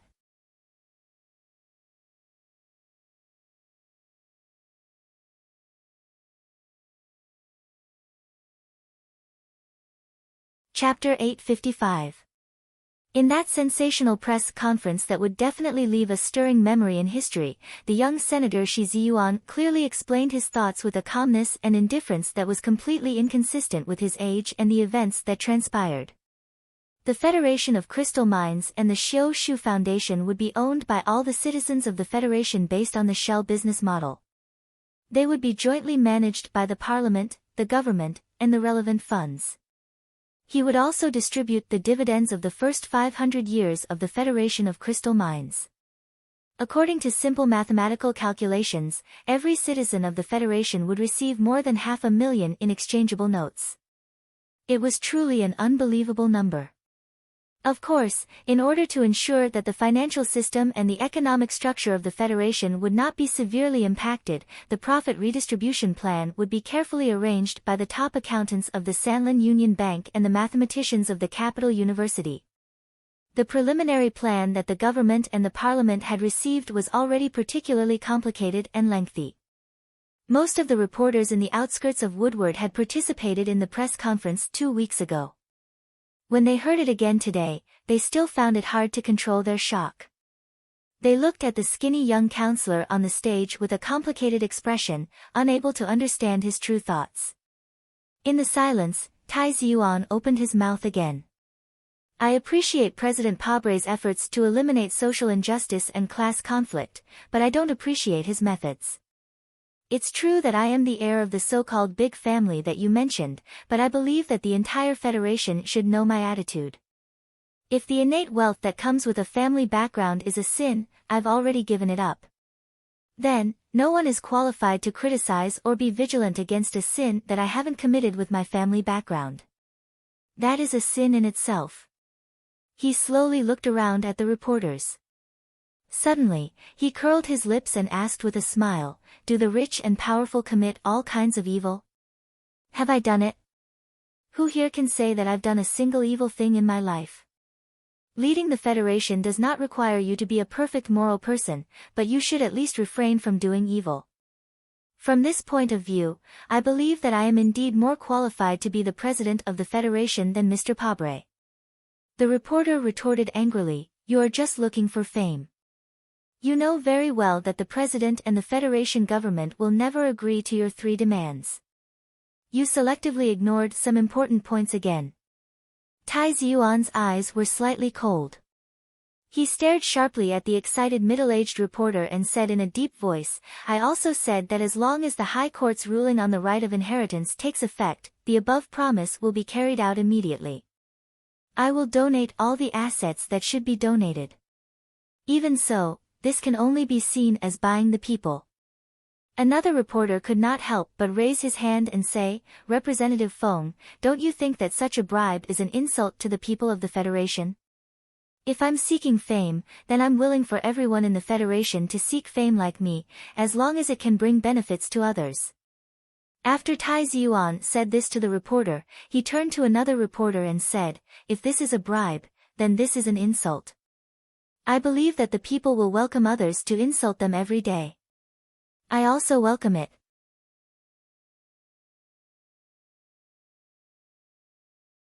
"But this is wartime." The reporter retorted angrily, "At this time, you are helping the people of the Empire by inciting hatred between different classes and inciting internal strife within the Federation."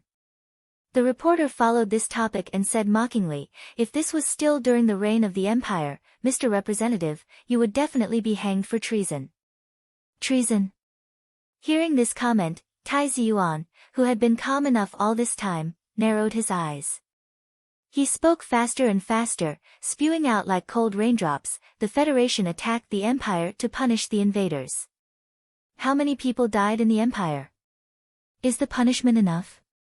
I know that many people may say that it is not enough, but how many people have to die for it to be enough? Kill all the people of the Empire?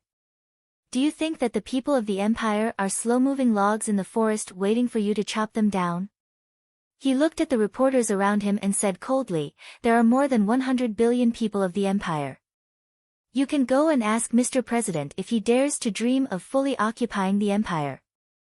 If he doesn't even dare to dream of this, then how long is he prepared to fight this war? How long will the Federation's withering economic system continue to bear?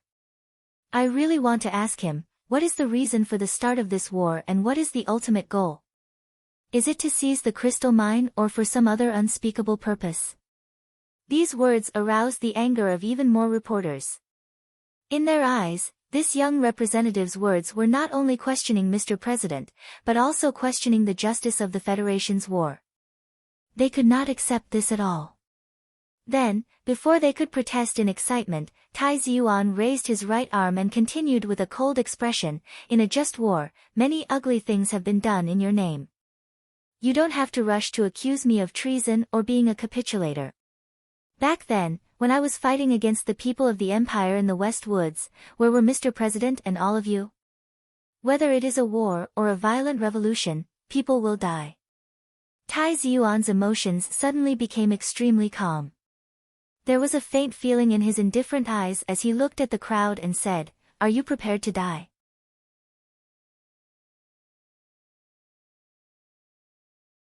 In other words, are you prepared to die? And not incite others to die. The impromptu press conference in the town of Woodend ended, and the reporters dispersed. No one knew what kind of report would be released tomorrow. No one knew what kind of point of view those reporters with ugly expressions would take from Tai Ziyuan's words today and twist them into to make the people angry. Tai Ziyuan was not in the mood to pay attention to this. He stood in the deep night, in the weeds that reached his knees. Suddenly, he began to cough violently.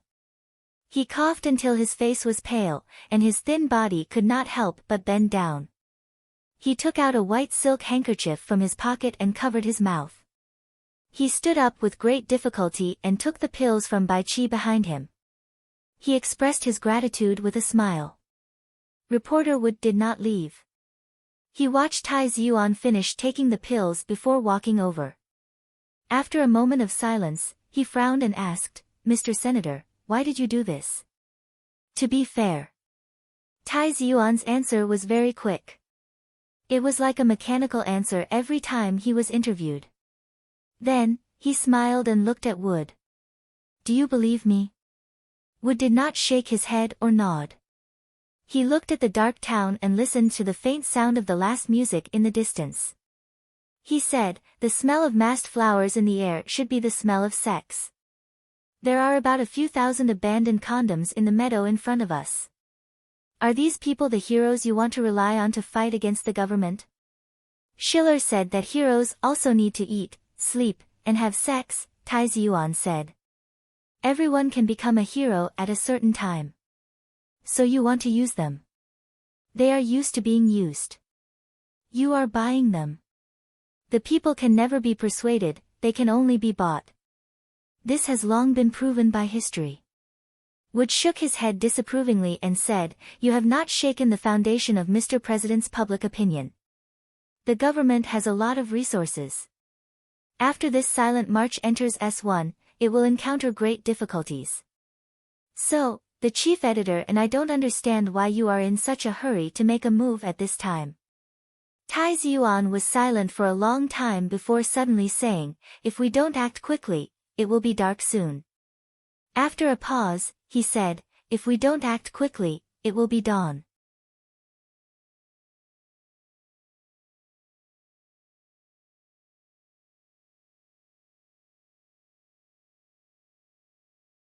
Chapter 856. Just now, you said that a raging revolution is not desirable. Then, have you ever thought that the silent march will definitely become intense because of anger and blood in the end? Just like the youth army protests in Medellin years ago, this kind of collective unconscious public carnival is completely uncontrollable. It will inevitably lead to social unrest and the dark picture of blood and death. Reporter Wood looked at Tai Ziyuan and said with a serious expression, "What is even more frightening is that even if we pay such a huge price, the future that the Federation will usher in may not be better." After a long silence, Tai Ziyuan turned to look at him calmly and said, "I don't care." Wood frowned and looked at him in disbelief. He asked, "Then what do you care?" Tai Ziyuan smiled and did not directly answer the question. His thin eyebrows raised slightly and he said, "If it were that guy, he probably wouldn't do what I do. He would directly carry a gun and kill his way into the president's official residence. The problem is that I don't have his abnormal ability." Wood knew who he was talking about and shook his head with a bitter smile. The night after the carnival was so tiring. The men and women in the long meadow fell asleep with wine bottles in their arms. Their thighs were haphazardly placed together, and their hands were unconsciously rubbing something. Probably because of the emptiness, as the first ray of white willow light penetrated the thin layer of clouds in the east and shone on those dazzling white thighs full of youthful decadence, the whole world woke up. It seemed that there was no organization, but in fact, there were many people organizing. The carnival crowd washed away their fatigue and frustration. At dawn, they put on black masks that symbolized the night and waved the signs they had prepared. Riding on the heavy trucks provided by the 3 major unions, they left the messy town of Woodend and gathered at the airport of Oak State. Their goal was S1, the capital, and Charter Square. When the Federation government first put Sulu on the wanted list, many students protested in the streets. At that time, those students wore black masks on their faces, just like today. However, in this battle, Sulu, who was far away in the empire, probably could not participate in the simple library where light and dust danced together. Sulu rested his chin on the table. He was silent for a long time before he could digest the story told by Huai Chaoshi. He was shocked by his friend's bold action, but he was confused about the turmoil that was happening in his hometown. Our intelligence work in the Federation is basically zero, but these are all things that can be seen in the news. As for the reaction of the lady in the back mountain, we can roughly guess. Although the government of the Federation has always been trying to infiltrate the Crystal Federation, I believe that the madam has enough methods to ensure the interests of her family. Who would have thought that her only son would actually dig out the most important foundation of the Tai family? The Crystal Mining Federation and the Xiao Shu Foundation are much more important than a single president of the Federation. Huai Chaoshi looked at the tea in her cup and said calmly, I'm saying all this to tell you that the war on planet Mo Hua will probably have a period of stability, but I don't want it to. Therefore, I will take this opportunity to lead the troops to launch a counterattack and chase the Federation forces out. If the Federation government moved Du Shaoqing and the elite troops from the front lines back to the capital ring to deal with the increasingly intense and complicated internal situation, the empire would naturally obtain a rare opportunity. The problem was that the new 17th Division would probably still be left on planet Mo Hua.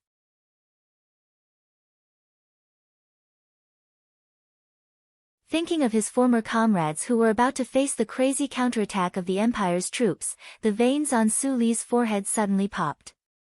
He licked his bitter lips and looked up at Huai Chaoshi. You're not worried that I will tell the Federation about your deployment? It's useless even if you say it. Furthermore, I know very well what kind of person you are. Huai Chaoshi looked at him and said calmly, when I return to Mo Hua, I hope that you will return to planet Tianjing to take a look at him. After all, he is our biological father. Sulu was silent for a moment before saying, back then, when he whipped me in the palace, he did not recognize me. Since that's the case, it's better not to acknowledge him.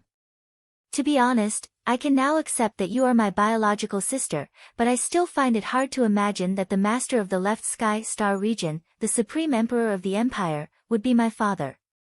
In my heart, my father has already died in the Donglin mine disaster. His name is Su Shukai. Huai Chaoshi slowly narrowed her eyes, and there was a faint hint of fury brewing in her eyes. However, in the end, it silently dissipated, leaving behind only a stretch of tranquility. I will go to planet Tianjing. Sulu looked at her and said, according to what you said, the mother who gave birth to me was an ordinary female official in the palace. In that case, I would like to go to her grave to take a look. Huai Chaoshi took out a small electronic token from the pocket of her military uniform and pushed it in front of him. Then, she said, I've already told you the location.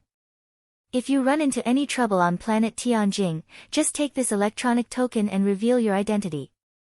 Sulu frowned in confusion. He used his fingertips to pick up the small electronic token and asked, what is this? Huai Chaoshi did not directly answer his question. Instead, she said, the reason why the Military Intelligence Bureau can keep track of your whereabouts is very simple.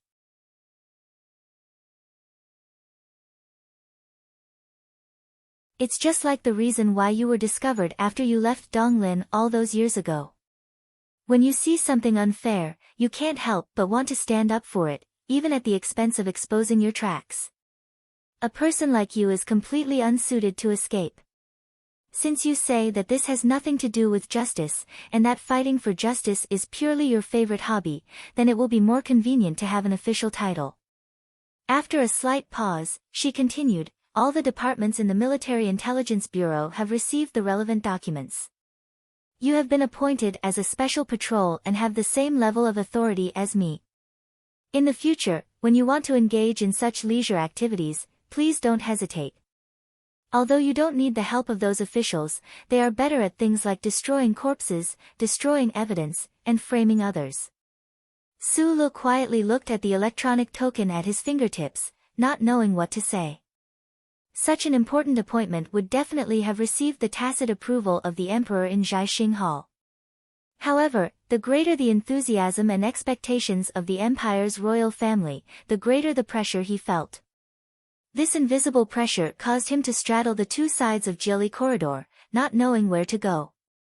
He did not even dare to have any contact with either side, as that would be extremely unfair to the other side.